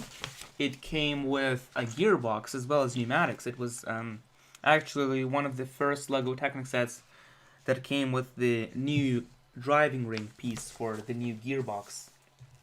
And this set was really, really incredible, and I actually want to get to the chat. Sean Technic Brick says, wow, still here? Yeah, we're actually in just 2015, so we have 4 more years to cover up until 2019. This is pretty incredible. Mohammed says, hey, Unbrickme, I have a cool idea. I want to hear your cool idea. Type it in the chat. All right. Can you hear me? Yeah, I can hear you. Okay. I was wondering if you wanted to Huh? do this later. This is getting late for me. It's Uh, kind of getting late for me. I want to do part 2. well, what if like I just finish up all the sets that we have on the list, and like we can just do another live stream together. Okay. Will you be lonely? Huh? Will you be lonely without me? No. It's all good. Don't worry about it. I have the chat box and everyone who comments. Don't worry. All right. Sorry I couldn't make you for the actual list. Yeah. No worries, man. Like I really enjoyed like doing this live stream with you together, and it was a really cool and fun experience. All right. Well, good night. We get to stream not this weekend, but next weekend, and I'll save one of my birthday sets. All right. On the stream. All right. That is definitely an awesome thing. All right. Bye. Bye, Vanya. Thank you. Bye, everybody. All right. Yeah. So the 2015 ROX set is really incredible. Imagine a Mindstorms as clockwork, if you know what I mean. So like a Mindstorms clock. Well, we actually did get a Mindstorms clock. It was one of the NXT 1.0 bonus models. Here we have the 10247 Ferris wheel of LEGO Creator Expert. This Ferris wheel is actually something that I do have in my possession, and you could actually upgrade this set with power functions. It was a really incredible thing. You could connect a motor and you could spin the Ferris wheel. It was so awesome. I love all these sort of Creator Expert fairground sets. Like they're just so incredible. Like whenever you can upgrade them with power functions, they're just really, really awesome. I do really appreciate it. Here we have the 2015 Slave 1. This is something that I still have on display. The 2015 Slave 1 is one of the best LEGO Star Wars UCS sets ever. I do really appreciate that. It is $200, and it comes just under 200 pieces, and yet it's so it's just impeccably detailed. I really like this set. And the Boba Fett minifigure is also really nice. No, maybe the 42100 is better. Actually, no. The 8043 Motorized Excavator is much better than the 42100. I absolutely do not like the 42100. do not think it is the best representation of LEGO Technic. Here we have the 75095 TIE Fighter from the UCS line, and still a set that I do have, but I have it disassembled because I was modding it a lot. Like, you can check out my cursed TIE Fighter mod where I put a TIE Fighter pilot helmet in the middle instead of the cockpit, and like I put the wings like to the sides as sort of the ears of the TIE Fighter pilot helmet. It was a really like awesome set in my opinion. It was only $200 again, but it is so big, it captures that feeling of the original Star Wars trilogy really well. I do not like the original Star Wars trilogy that much, but I can still enjoy the movies a lot. They're still nice. I love all the vehicles in it, the TIE Fighter and such. I prefer the Clone Wars era, but it's still something that a lot of Star Wars fans can appreciate, and I can appreciate too. Your idea is to create a mechanical coding robotic system. Well, actually, that is a really cool idea. Here we have the 2015 Crawler Crane. This set was the first ever LEGO Technic set that came with a multi-directional gearbox. Multi-directional gearboxes in LEGO Technic first started out with this exact set. This is the one that brought them to life for the very first time. You had one large motor and you had one battery box. You could control many different functions. You could drive it forward, backwards, you could turn the main superstructure, you could raise and lower the crane, and you can sort of, pulley the thing down and up. It was a really nice sort of experience. Lever says, you gotta go, bye, good night to you too, see you later. Next up we have the 2015 Brick Bounty Pirates set.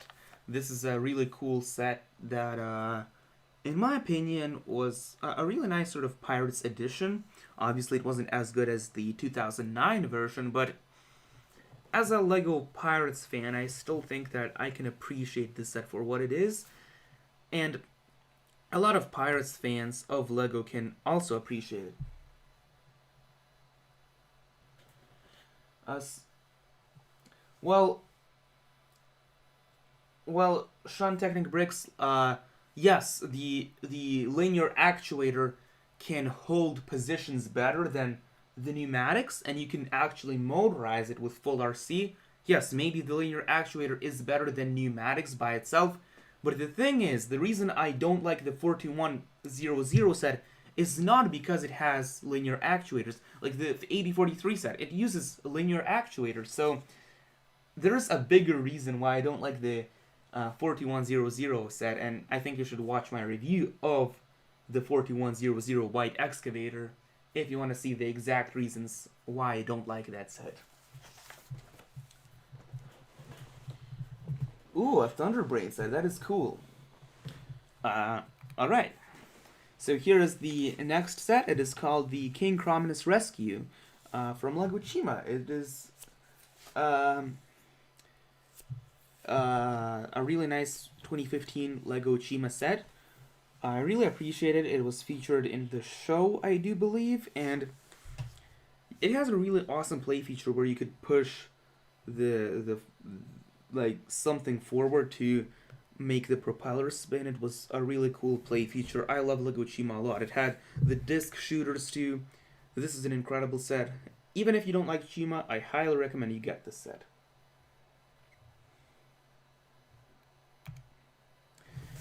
Here we have the LEGO Technic Arctic Truck, set number 42038. Even though it looks really small, and like it even has one of these small linear actuators instead of a normal proper one, guess what? It actually has a gearbox. That's pretty insane. You could spin like one of these top gears over here, and it was connected to a gearbox. It had two functions. You could either raise and lower the crane, or you could raise and lower the sort of dumping function, which was a really cool function. And actually, one of the reasons I love this set so much is because its power function's upgradable. Hello, Lucas, and yes, I would like to know more about the Thunderbrain set idea that you have, but it was power functions upgradable with the $30 accessory box, which was a really cool aspect of the set that I really appreciate this set a lot. I like that LEGO Technic sets in the past were more upgradable with power functions, like optionally you could buy the power functions accessory box, you could, upgrade them and make them motorized. Whereas with the new powered up system, we don't have that $30 accessory box. All the motors are much more expensive. Well, maybe except for the medium motor. Actually, they could use the medium motor because it doesn't need any rotation sensors. Yeah, like why not just take the basic powered up battery box, the one that we got in the 4113 Bell Boeing V22 Osprey, and why not just use that battery box along with the medium motor, along with the powered up lights, and a couple of gears. Like, if we got that as a $30 accessory powered up box, I would totally be okay with the powered up system. And even now, like, I'm sort of, I'm starting to appreciate the new powered up system a bit more, but I still kind of prefer the old power function system. Here we have the 70224 Tigris Mobile Command. This is a LEGO Shima set that I did own, and it is really incredible. It has lots of different play features.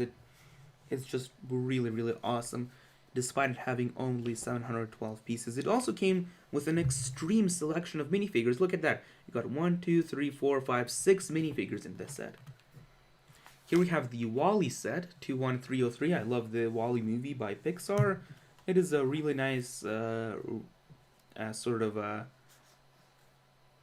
movie, and it shows that we need to take care of our planet, because otherwise we might need to escape on a spaceship and we don't have the Earth anymore. But he discovered a plant, and I do like the WALL-E facial expressions. I also like that the WALL-E movie uses minimal words. Like, you don't hear very many words, and especially the first act is all done without words, which is really cool. Imagine Mindstorms without motors and sensors, but it can still feel its environment and move to how it will have multiple gearboxes.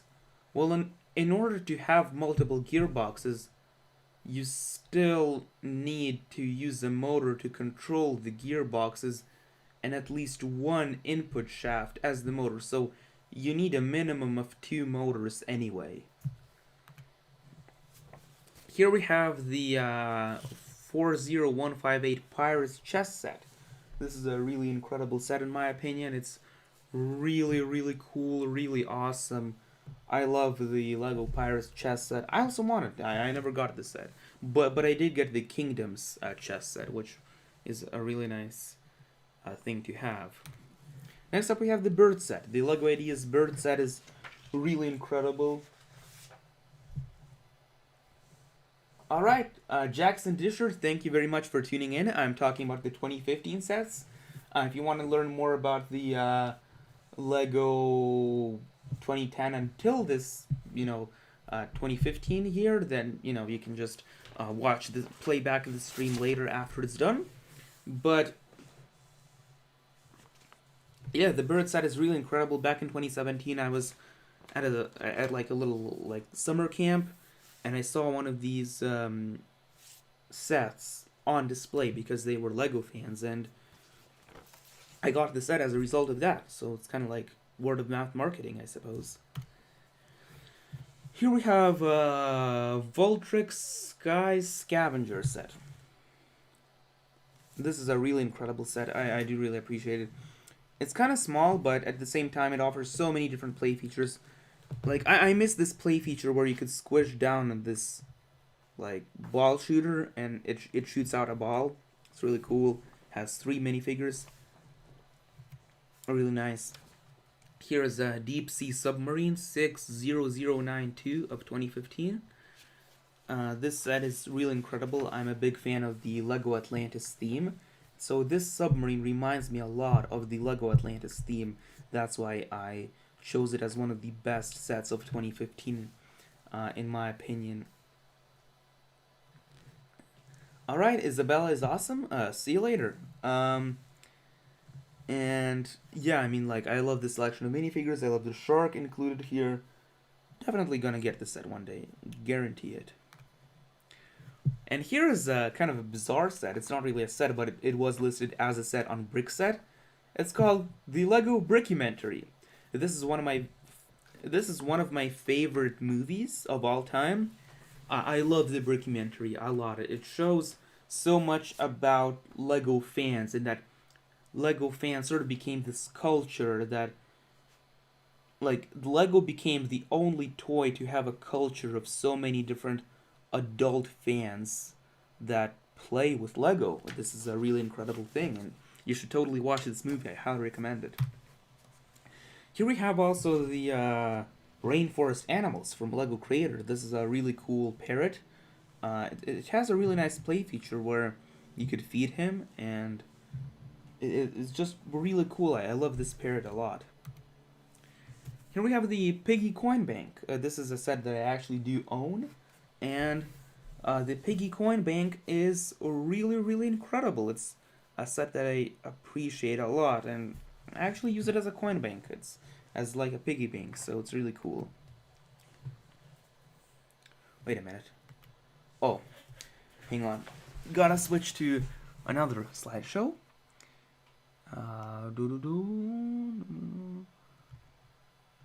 Okay, boom, there we go.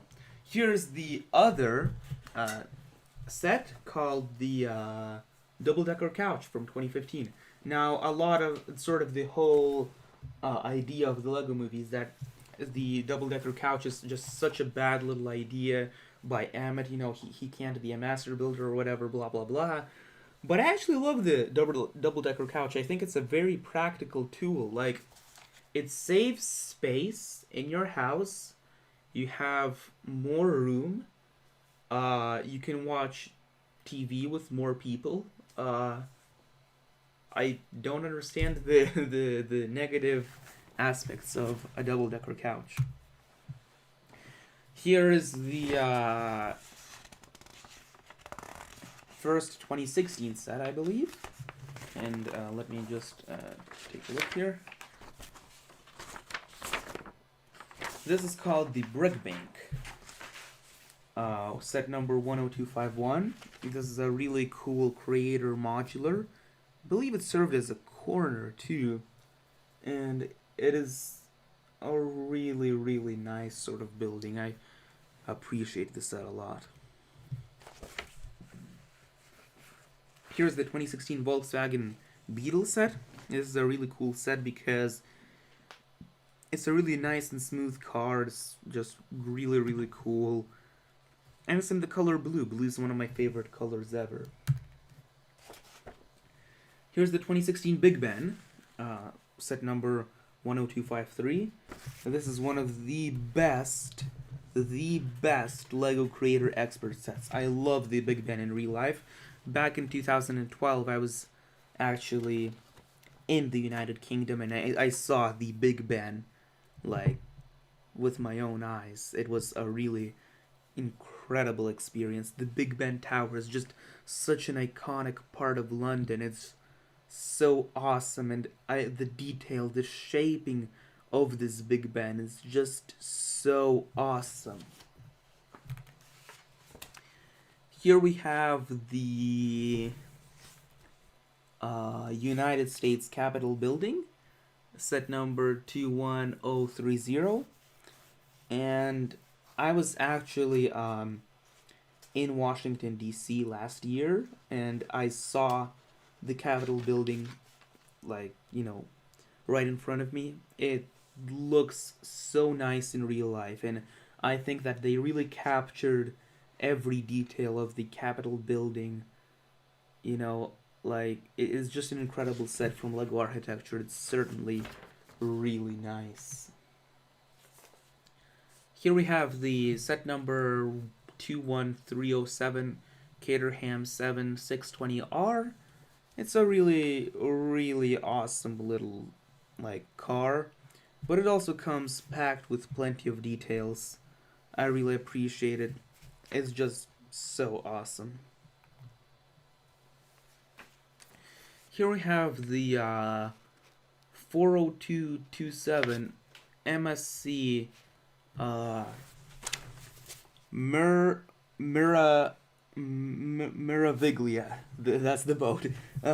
It's micro scale, as you can see, but it's certainly really nice. It looks really detailed. Yeah, the Mountain Cave set is really cool. I like the Mountain Cave set a lot. Here is actually one of my favorite LEGO Technic sets ever. It's not the favorite, but it's one of them.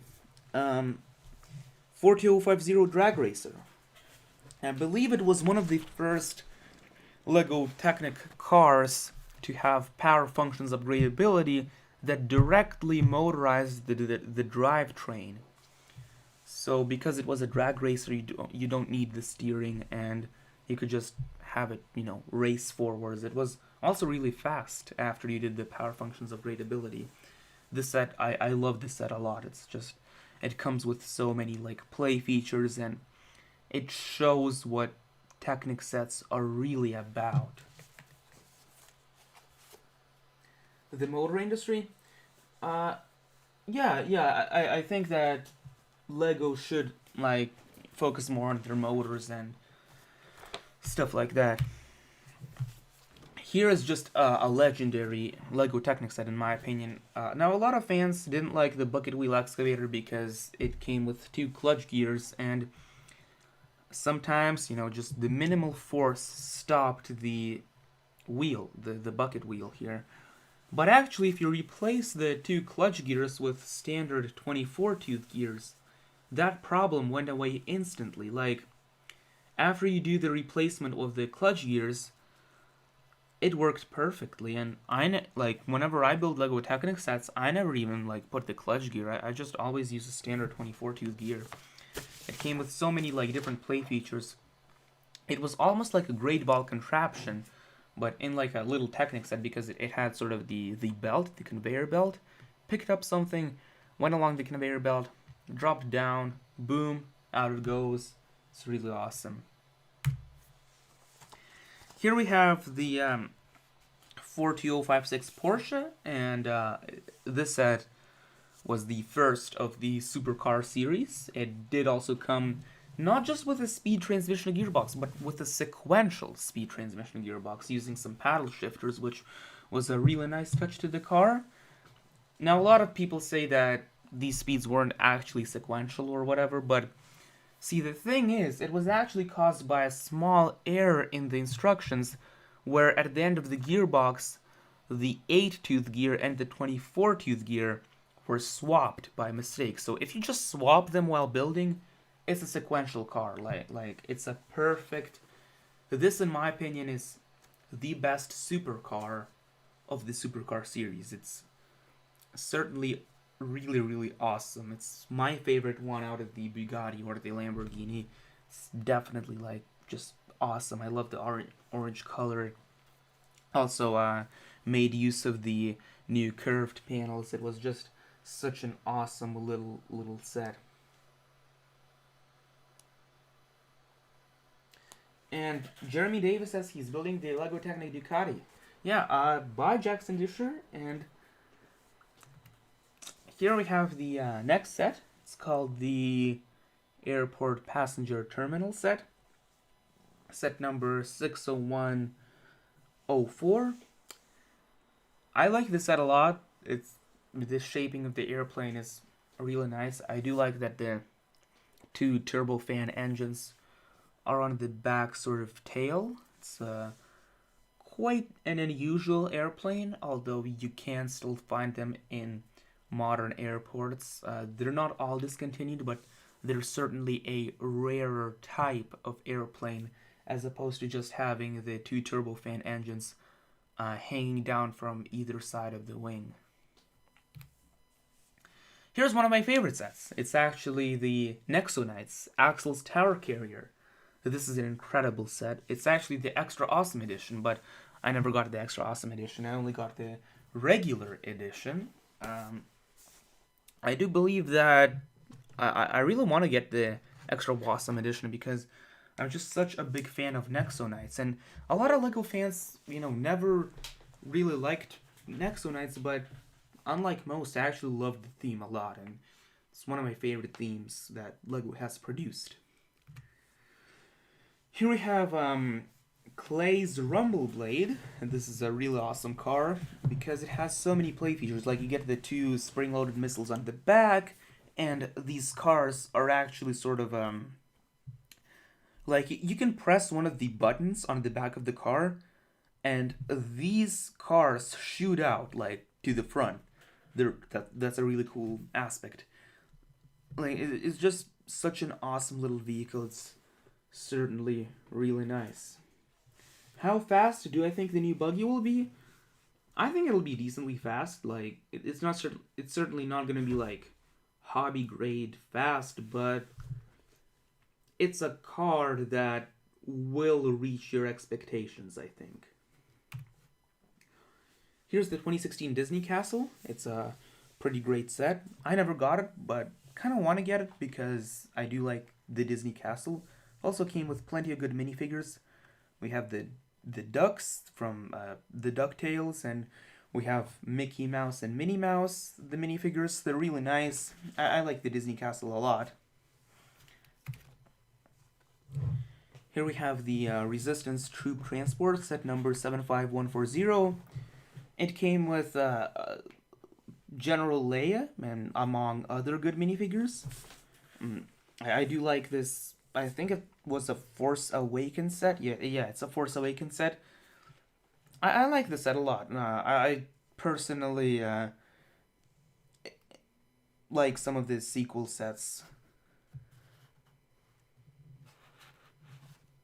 Have you heard of an automaton?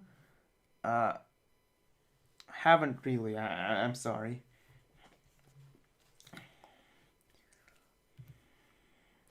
Here we have Vader's TIE Advanced versus A-Wing Starfighter. This is a Star Wars Rebels set. It's a really cool set that I enjoy a lot, but not a big fan of the show Star Wars Rebels.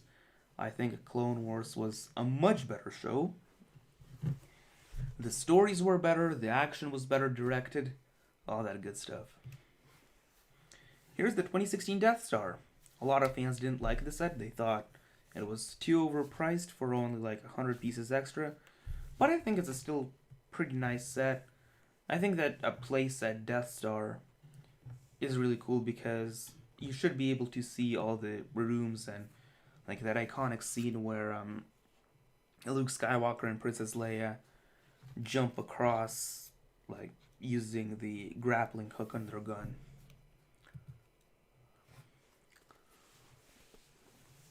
Here we have the Ghostbusters Ecto-1 Firehouse Headquarters. This is definitely my favorite set of the Ghostbusters theme by far. I love the Ghostbusters Ecto-1. It can go together so well with your Lego City or Lego Modulars or whatever. It's just an incredible set. And it came with the original Ghostbusters minifigures, which was really, really cool.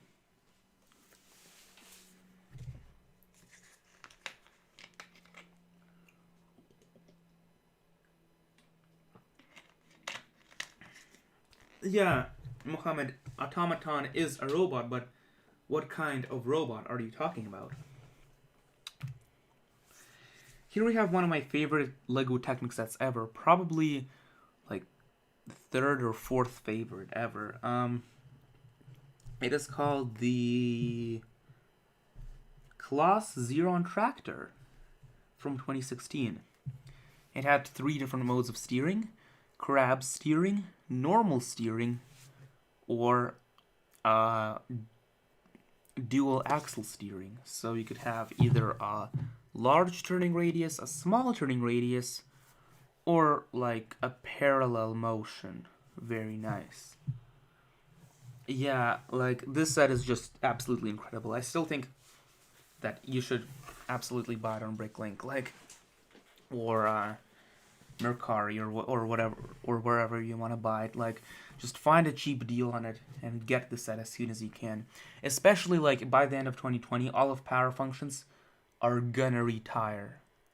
Power Function sets are gonna be retired.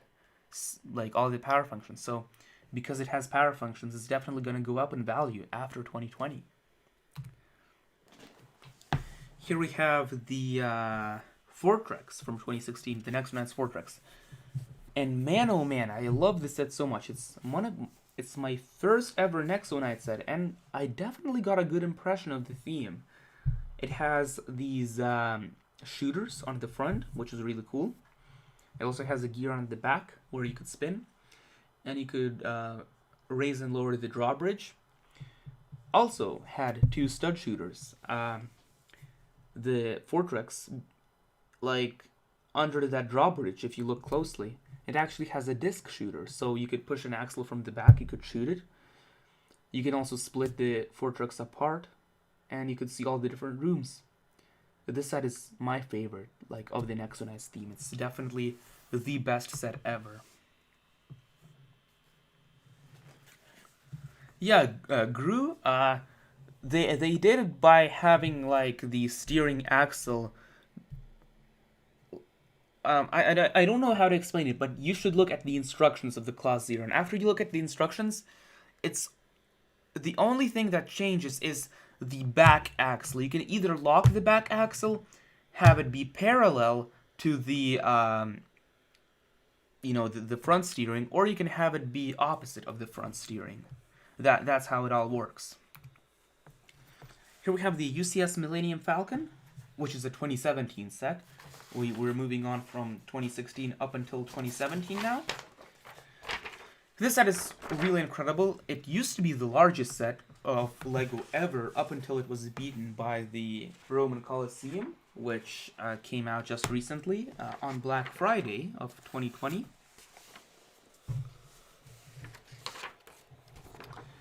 And this is the most detailed Millennium Falcon ever. I appreciate how you can swap out the dish for either to be an original trilogy Millennium Falcon or the Force Awakens Millennium Falcons. Really nice touch. And you get the old Han Solo as well as the young Han Solo. This is the Taj Mahal from Creator Expert, which was released on Black Friday in 2017, set number 10256. It was an exact re-release of the original Taj Mahal from 2007, but it came with one extra piece, which was the brick separator. That's a really cool fact, and the Taj Mahal looks incredibly, impeccably detailed. I love this set so much. I want to get it someday. I want to get the Taj Mahal before it retires. This set is incredible. Here we have the 2017 Ninjago City. I still have the Ninjago City still built till this day. It's one of the best building experiences from LEGO I ever had. It's a really nice set. It's also compatible with all your modulars. I thought that is really cool. Here we have the 2017 6x6 all-terrain tow truck from LEGO Technic.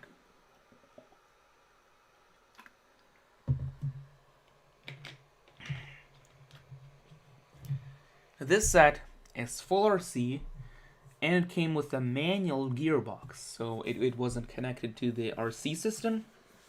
Thing is, a lot of LEGO Technic fans didn't like how the back wasn't properly shaped and how, like, it wasn't filled up with LEGO Technic panels, so all the axles and the gears and the mechanisms were literally out in the open, so you couldn't transport really anything in the car. But I still like that it was the first Technic set to incorporate a gearbox with an RC system since the 8043 Motorized Excavator. Yes, the gearbox was manual and it wasn't full RC, but it was still a gearbox with an RC system. I really appreciate that. This set is called the Assembly Square from LEGO Technic. From LEGO Creator Expert, and this is a modular building set. It came with a lot of little Easter eggs that showed how the older modulars influenced the assembly square. It's essentially 3 modular buildings packed into one, and I really appreciate that. I also appreciate how the older modulars used the generic minifigure face, the classic minifigure face.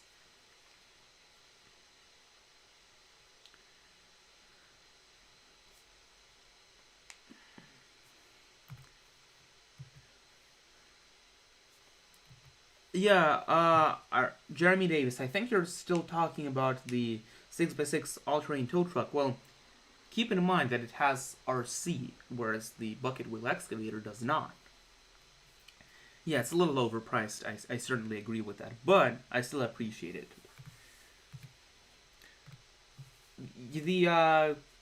The modular here, the assembly square, is really nice. I also really want to get it before it retires, or might have actually already retired, I'm not sure, but either way, I want to buy it. Here's the Joker Manor. Actually, my professor from college is a really big LEGO fan, my English professor. He has the Joker Manor up in his office, like as a presentation piece.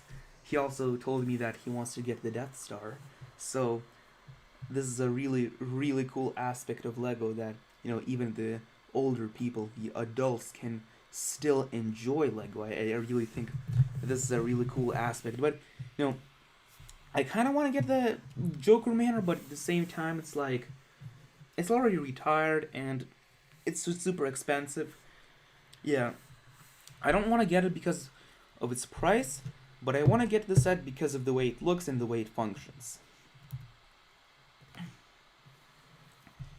Here's the largest Minecraft set ever, called the Mountain Cave, set number 21137. And this set is really, really nice. It has like that minecart, but fortunately I wasn't able to get a super high quality image of the set. I do apologize, but yeah, this set looks really awesome, really nice. And this set is a true representation of what a Minecraft set should be like.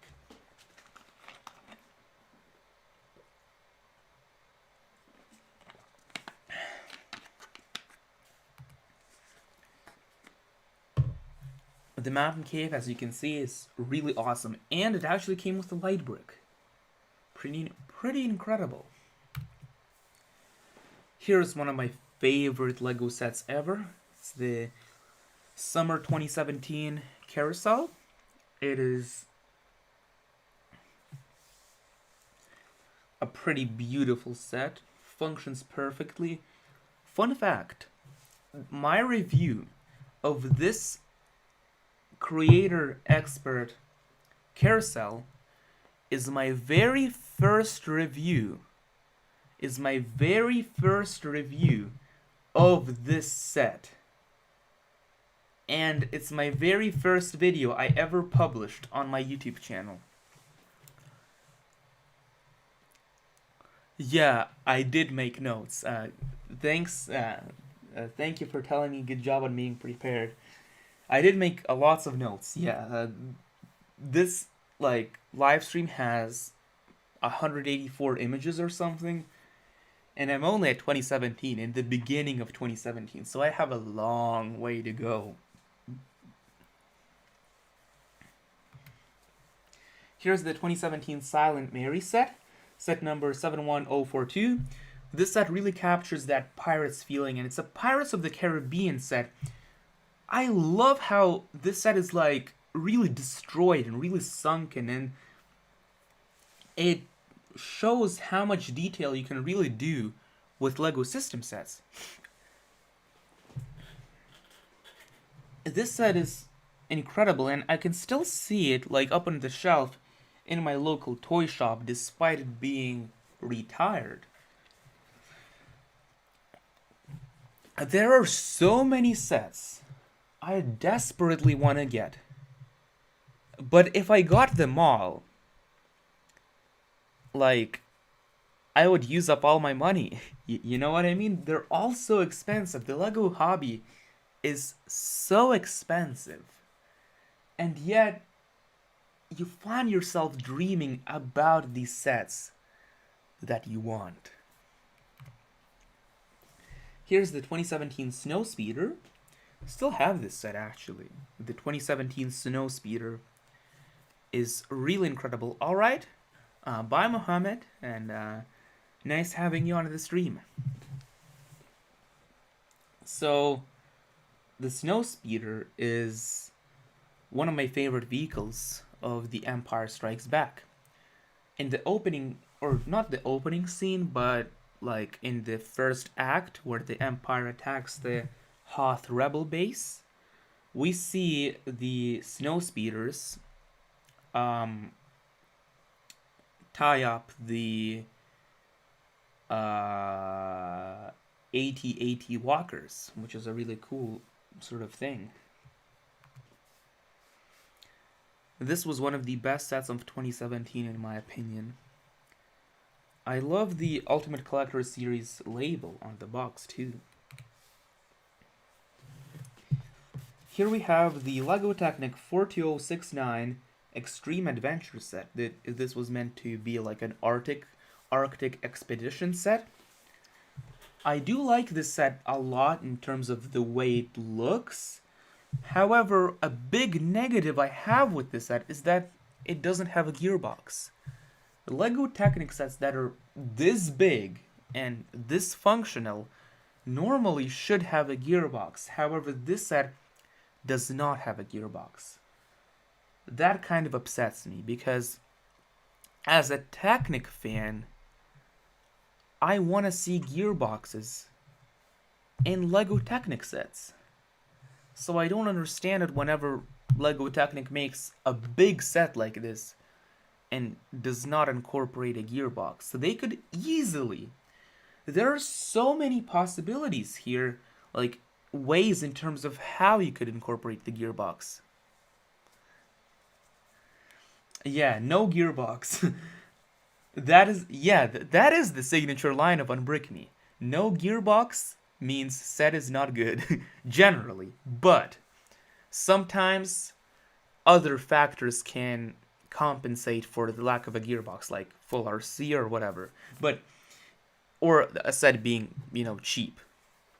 But this set is expensive and no gearbox. That's what doesn't make this set very good in my opinion. Here we have the 2017 Boost Creative Toolbox set. When LEGO Boost was first announced, I was kind of worried that it was replacing LEGO Mindstorms. And I believe that partly the reason why the LEGO Mindstorms community kind of stopped being active in the beginning of 2017 might have been because of the lack of updates and the addition of this set, because LEGO Boost clearly isn't LEGO Mindstorms. Yeah, Jeremy Davis, you're absolutely right. But that might be a little bit of an exaggeration, because on $10 sets, I'm generally pretty lean. So I can give everything a pass pretty much. But the Creative Toolbox, like the Move Hub on itself, does not even have like a processor. It only has 2 ports and 2 motors. And all the processing happens on the tablet or your phone. So yeah, that is the joke, but you made me laugh. I'm definitely gonna tell you that. Or like not you didn't maybe make me laugh, but I certainly got a smile on my face. That's what I meant.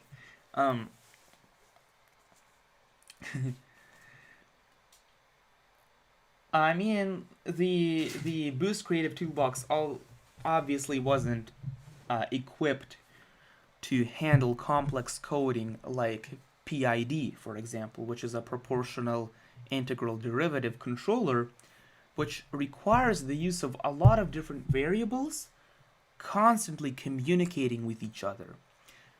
If you use the Bluetooth code to communicate that with your Boost Creative Toolbox, then what happens is Bluetooth cannot handle that much data transferred all at the same time. Well, generally what I think of Boost is I do not really like the system. The only thing I appreciate about Boost is that it is more compatible with Lego System, I suppose. So with Lego System, you can incorporate Lego Boost into Lego System sets better. But other than that, it's not really a good robotic system. But it is cheaper than Lego Mindstorms. It's $150, so I'll give it that. It is cheaper. Unbrickme means good videos. Well, thank you, Rowena. Thank you. You certainly put a smile on my face.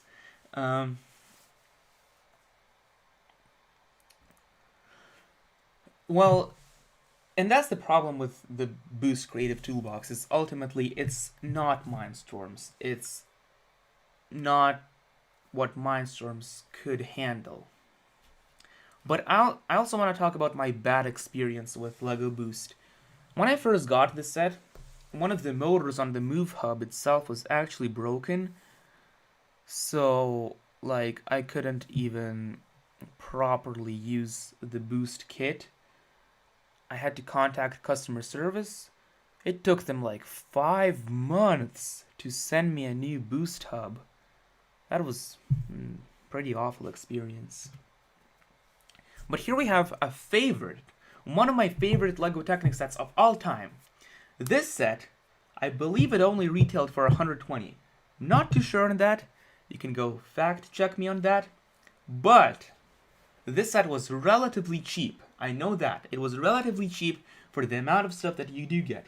It is called the 42066 Air Race Jet. It came with a motor, a battery box, and a multi-directional gearbox with 2 functions, and the gearbox could control the direction of those 2 functions. This is a vertical takeoff and landing airplane, so one of the functions was opening and closing the vertical takeoff, and the other function was the wheels, the retractable wheels. So sort of a thing to note is that this set is a summer 2017 set. I mean, it's not a summer, it's a winter 2017 set. So because it is a winter 2017 set, that means that back in the day, Lego Technic sets certainly were a bit better in the winter wave. I mean, in the winter wave of 2021, so far, we haven't gotten a single Lego Technic set with a gearbox. Not a single one. Come on. We need another set like this that comes with power functions or, powered up or whatever, and a gearbox working together. We need that. Ranting on gearboxes again. I love it. Well, it's not a ranting on gearboxes, it's more of ranting on the lack of gearboxes. There. Not on gearboxes, because I love gearboxes. Here's another awesome set. It's called the Lego Ninjago Destiny's Bounty. I think it was a Lego Ninjago movie set, although I'm not too sure, not 100% sure. But this set looks incredible. I love the double-headed dragon on the front. It's so just incredible with all of its details. It's a really awesome set. I gotta say I love it. Here's the First Order Star Destroyer set. It's a play set, of course, but came with quite a bit of play features like the stud shooters and a relatively good minifigure selection. We got Supreme Leader Snoke, which is a really cool figure, in my opinion, since he has all the gold robes.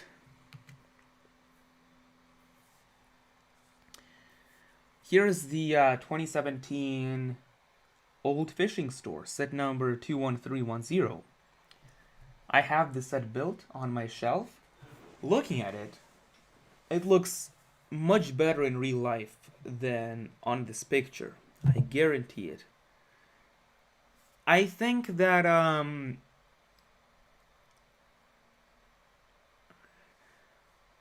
yeah, Rowena, you're exactly right. A Lego Technic set that's also expensive cannot be good with a gearbox. Sometimes this is a very rare case though. Other factors can compensate for the lack of a gearbox. For example, in 2014 we got the L350F wheel loader from Lego Technic, which did not have any gearboxes, but yet I was perfectly okay with that because it was a full RC set. So because it was a full RC set, I'm not necessarily like super critical of the fact that it does not have gearboxes, because I want there to be a gearbox in a Lego set that is expensive and is not full RC.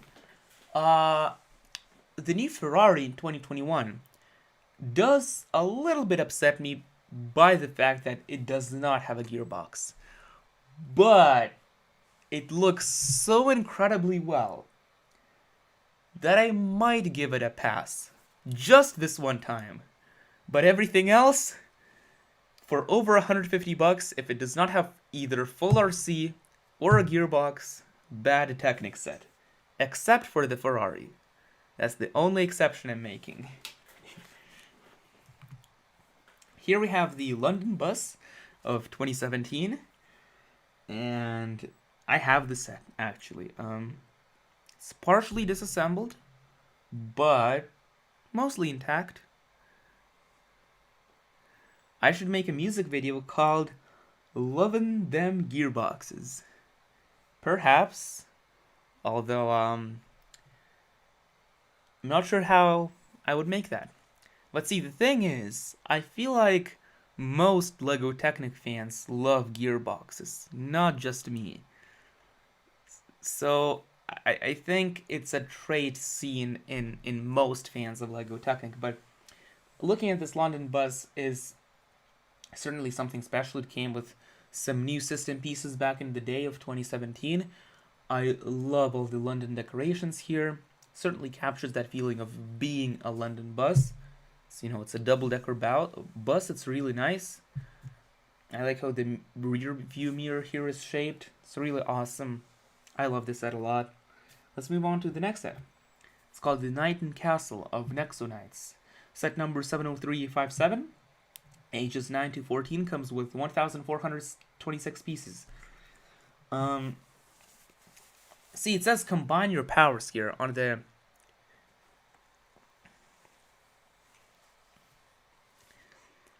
on the bottom right.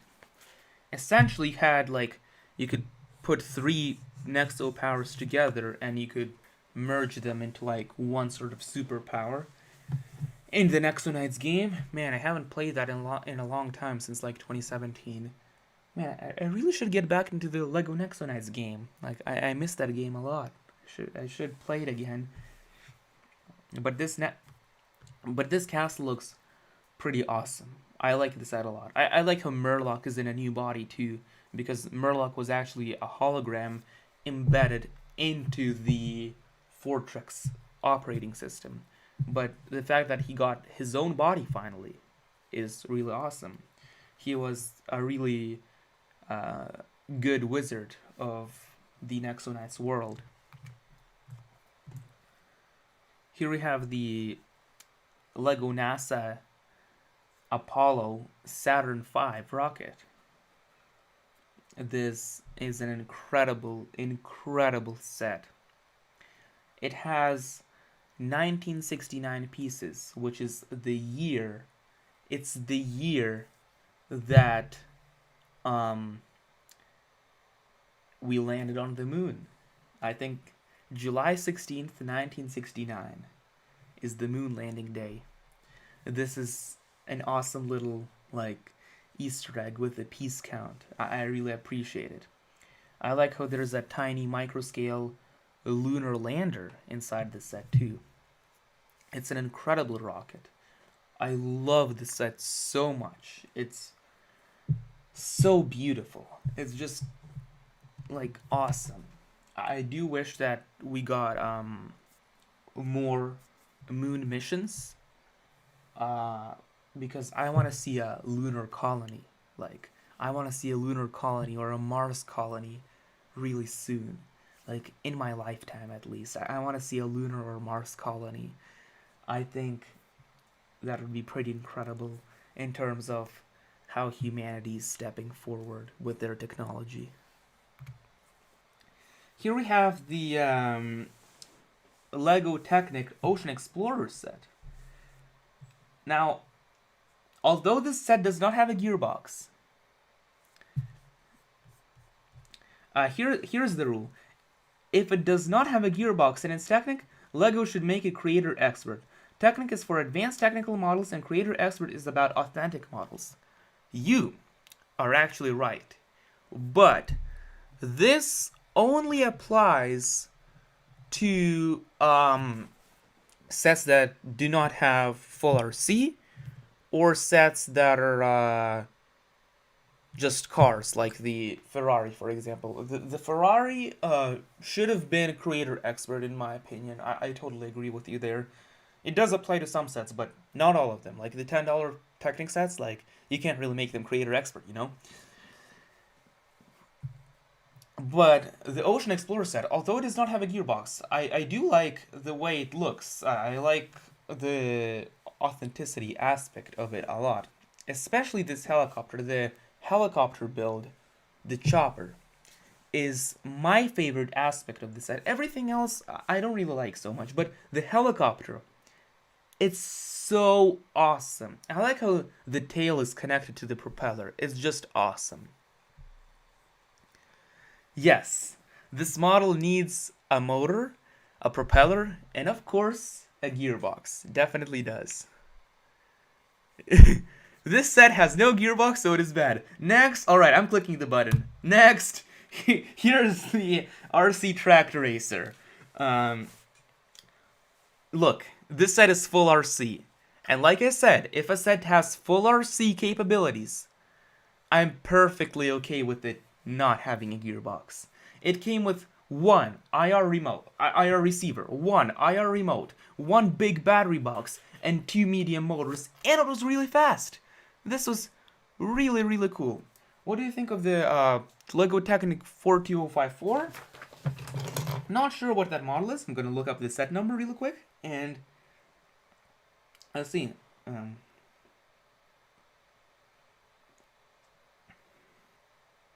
Oh, it's the Class Xeron Tractor. The Class Xeron Tractor is an incredible set. I love it a lot. You should get it, if you don't have it already.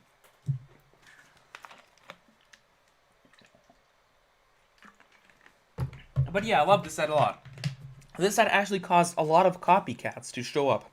If you just look at, like, Lego Technic RC Tractor on Amazon, for example, you'll see a bunch of listings that show, like, this exact design, or, like, this exact design in a different color, but with non-Lego parts.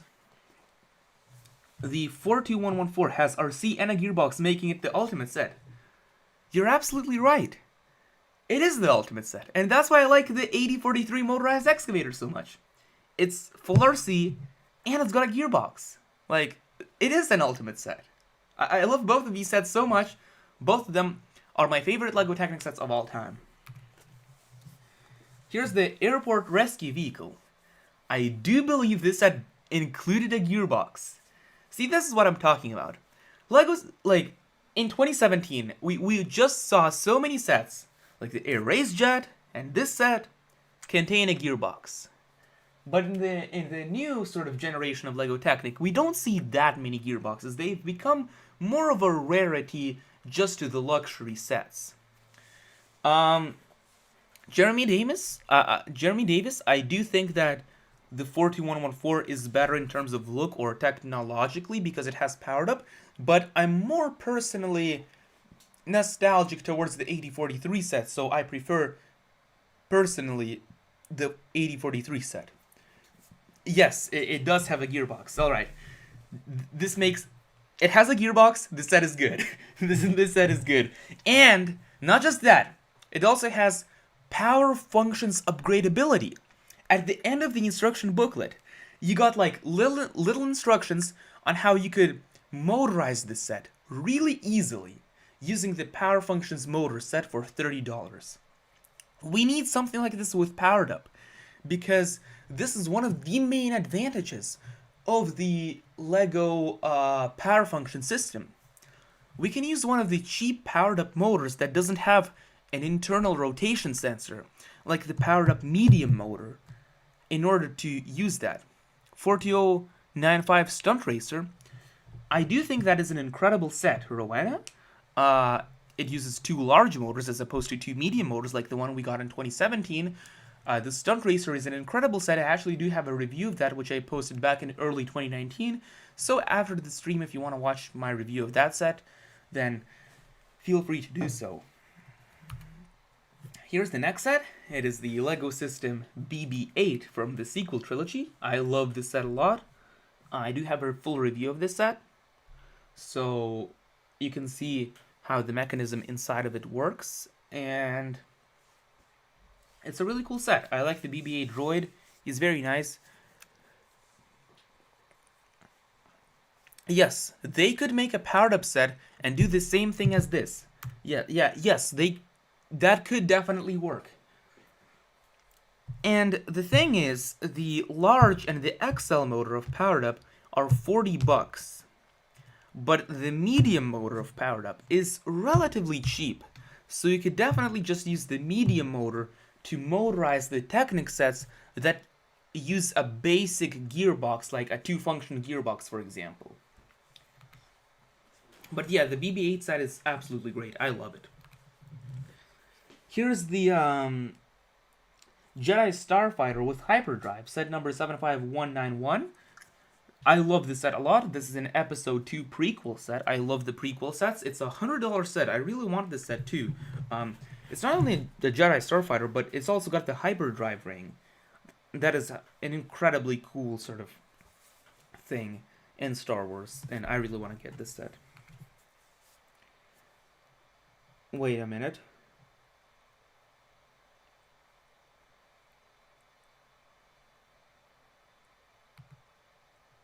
Why is it a loop? I have so many more sets I wanted to show you, but they're not here. Okay, so I will create another sort of slideshow really quick that'll show you more of the LEGO sets. I do apologize, but it'll take me just 1 minute. I will not end the stream. You can all still stay here on the stream, and yeah, I'll just very quickly create another little slideshow, and then I'll show you the rest of the sets. Do you watch Brixie? You should do more live builds because it builds a good community. He streams everyday live builds. Wow. No, I don't want to do too many live streams. It does build a good community, but I don't know how to make good live streams. Brixie sounds like a cool YouTuber, but I never watched him, so I don't really know what he's all about. Alright, so let's see.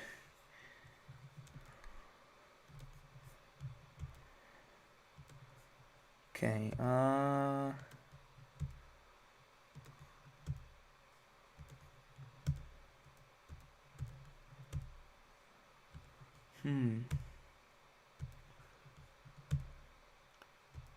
Please don't sense why we want.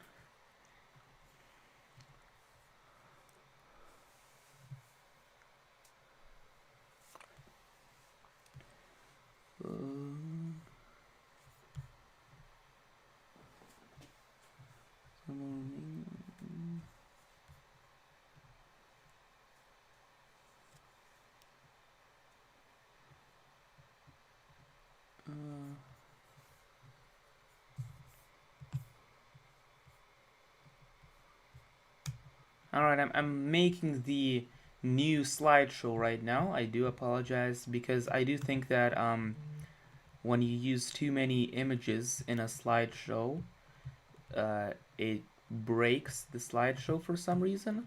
But it's okay. We've done 2/3 already. So we've only got another third to go of Lego sets. Alright. Okay. Let's see.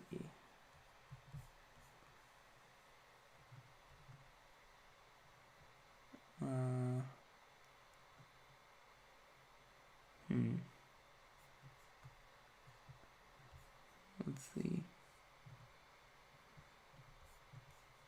Oh, there we go. Yeah, I just gotta resize this window real quick. Take your time. Thank you. Alright, so just gotta think this works. Now just gotta set up the hotkeys real quick in my program. Hotkeys.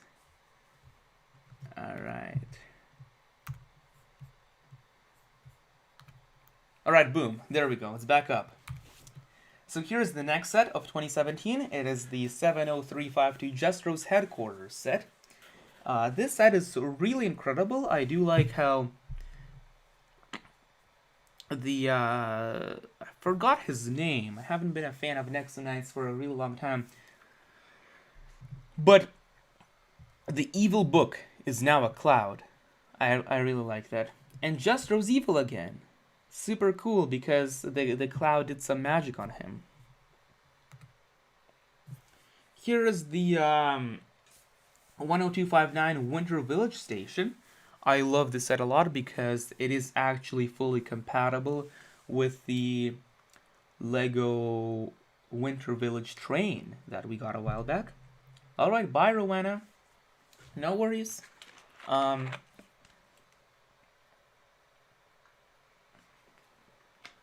This train is really, this Winter Village is really awesome.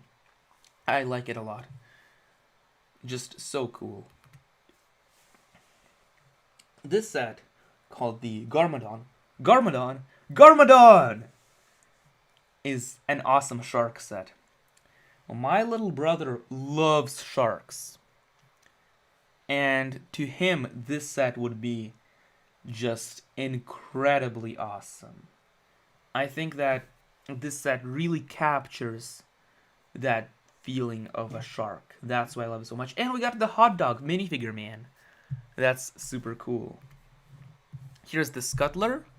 The Scuttler set is a Lego Batman movie set. I didn't really like the Batman movie too much, but it was a pretty cool movie, I suppose.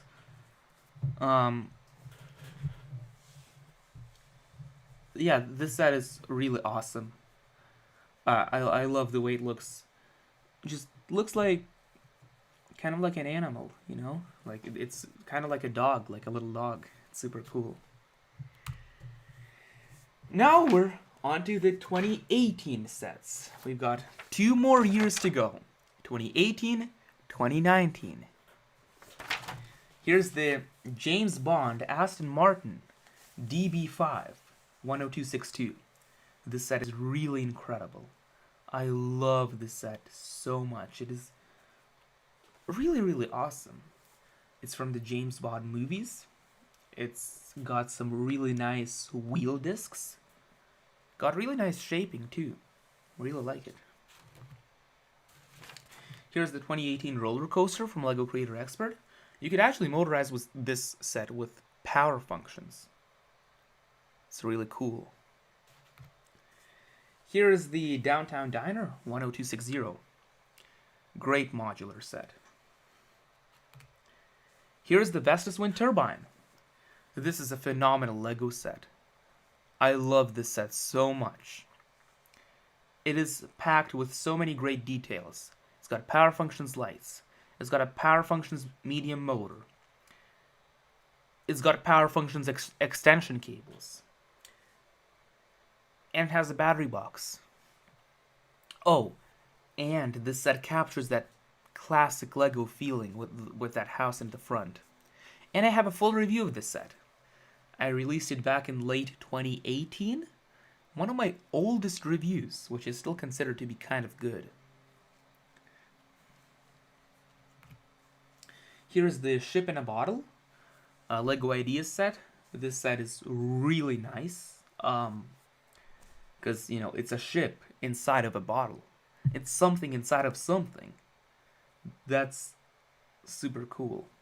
And I love sort of the compass here that you get, like, on the bottom of the bottle.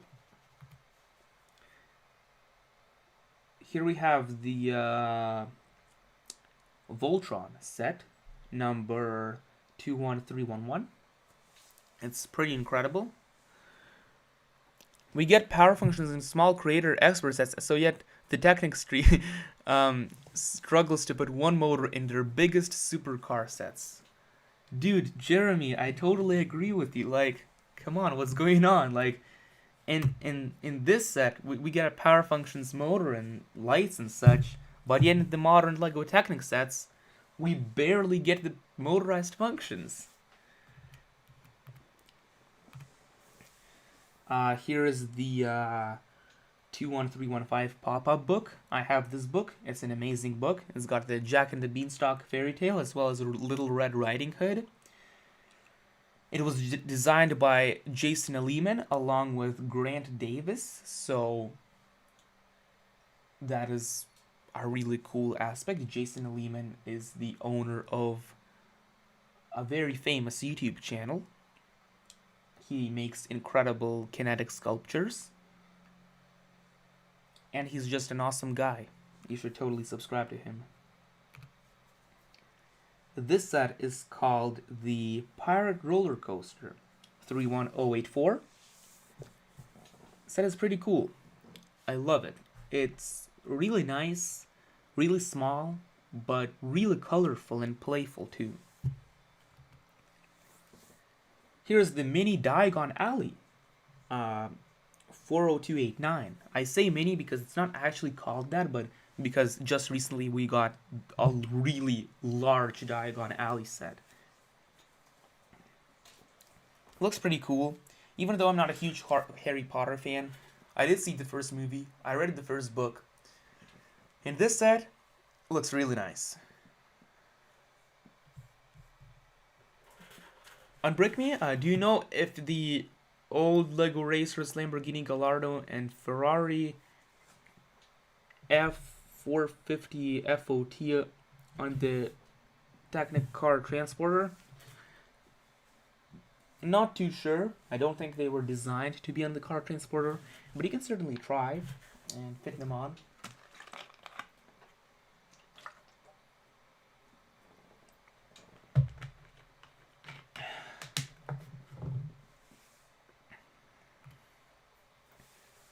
Here's the 42090 60 years of Lego brick. I actually do have one of these Lego bricks. Really cool. Really nice. Here's the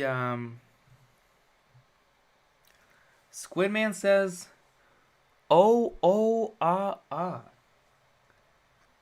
Pretty awesome. Here's the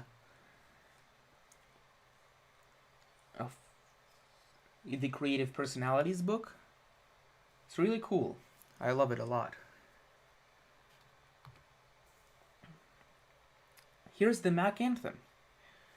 Now, I love the way the front part is shaped. The back does look a little bit messy, but the thing is, even though this set from just the front looks really nice, it does not have a gearbox. This set is giant, but yet it does not have motor upgradability or a gearbox. Do not understand that.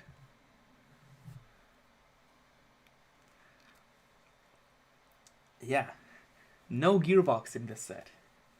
So, I think Oh, brother from another brick is here. Thank you very much for joining the stream. Ooh, ooh, ah, ah, ah. Not sure what that means, but thank you very much. Here we have the 2018 Bugatti Chiron from 42083. This set is really cool.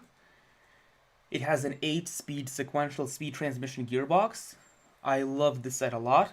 It was actually turned into a build for real project. And this set is really cool because we got a life-size version of this set. The life-size version looked incredible. If you want to check it out, I made 2 videos about the life-size Bugatti Chiron. One of them was made in early 2020, and the other was made in early 2019. It's a very cool car. Here we have the 70657 Ninjago City Docks from 2017. This set looks really nice. It goes together with the Ninjago City really well. It has the modular connection points, which is really cool. Certainly very nice.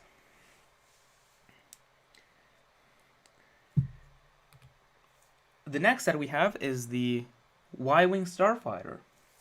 This set is something I really like. Even though I don't necessarily like the original Star Wars trilogy too much, the reason I like this set is because of the detailing on the engine. It uses so many little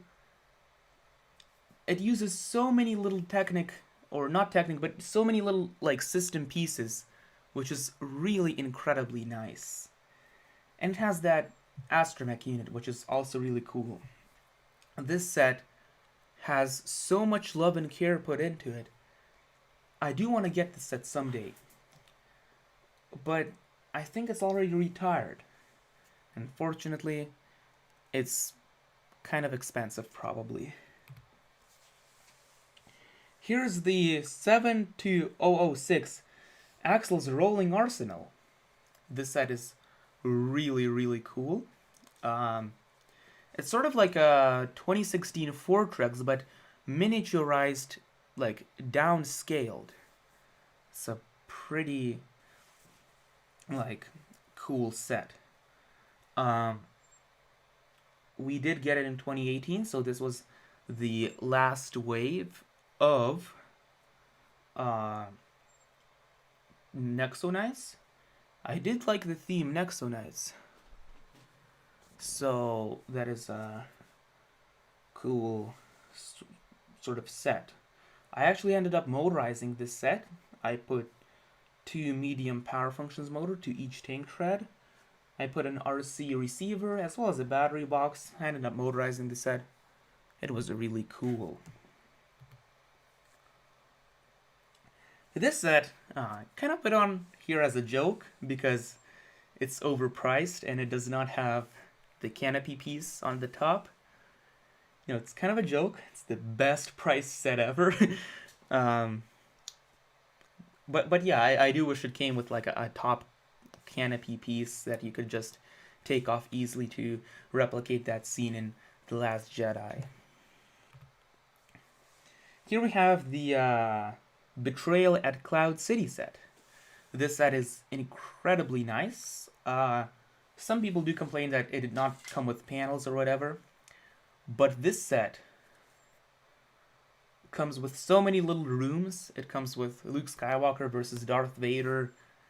It's just such a cool little set that you can act out the final act of the Empire Strikes Back movie just in this one set. Really cool for playability, and I really appreciate it. Here's the 2019 UCS Imperial Star Destroyer. We're almost done. I did not put up many 2019 sets because I thought it would make the live stream a little too long, but anyways, the Star Destroyer looks incredibly nice. The thing is, when I didn't have it, I wanted it very much. When I got it though, and after I built it, I kind of realized that It's $700, and the only purpose it serves is just as a dust collector on your shelf. It's essentially a big plastic piece. Now, I did love it in the beginning, obviously, but sort of like, I haven't even touched the set in probably, like in early 2020, I gave it to my friend, so I haven't touched the set in a really long time. He now has it in his possession. Here is the Disney Train and Station. This is a really cool set that came with the powered up motor and the powered up battery box. Really, really cool. Here's the 2019 Apocalypse Berg. This is one of my favorite Lego Movie 2 sets. I think it's the biggest one. It came with 3,178 pieces. And it looks really, like, beautiful. It captures the movie really well. It's a really great, not only just display piece, but it's a really great play set too, and comes with plenty of minifigures. This set is really, really cool. Here is the T-Rex Rampage set from Jurassic Park. This set is really, really cool. I love the way the dinosaur is shaped. It's just beautiful. It looks so awesome, and like for stop motions too, you can shape it. You can pose the dinosaur in so many different creative ways. This is really, really cool.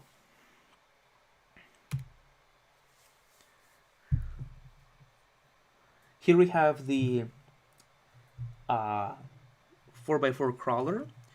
The first Technic set that came with powered up. This was pretty cool. Came with the planetary reductors too.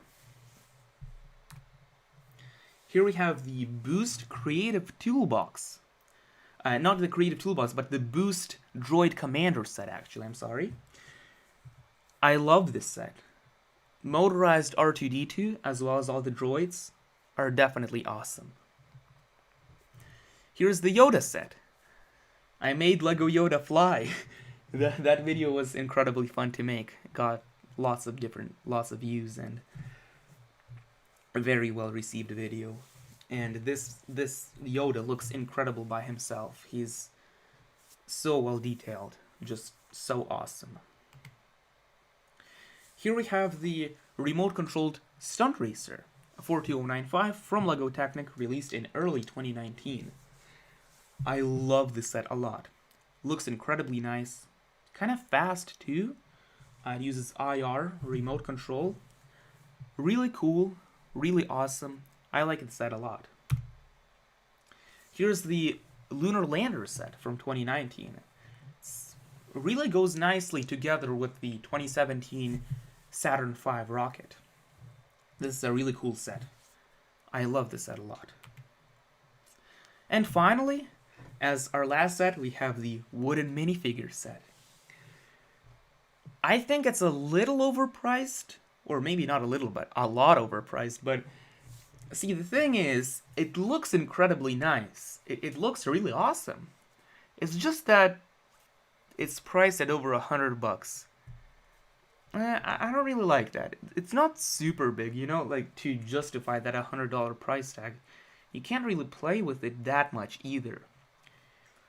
But I do want to get this wooden minifigure someday. Is that it? Yeah, I believe that's it. Thank you very much for tuning into my live stream. Thank you very much for staying with me throughout all of these sets. If you want to see, if you came here, while I was talking about the more recent sets, you can obviously wait for the playback of the live stream as soon as it's all done processing. As soon as that's done, you can just watch this live stream. It'll be publicly available. You can watch the live stream. And yeah.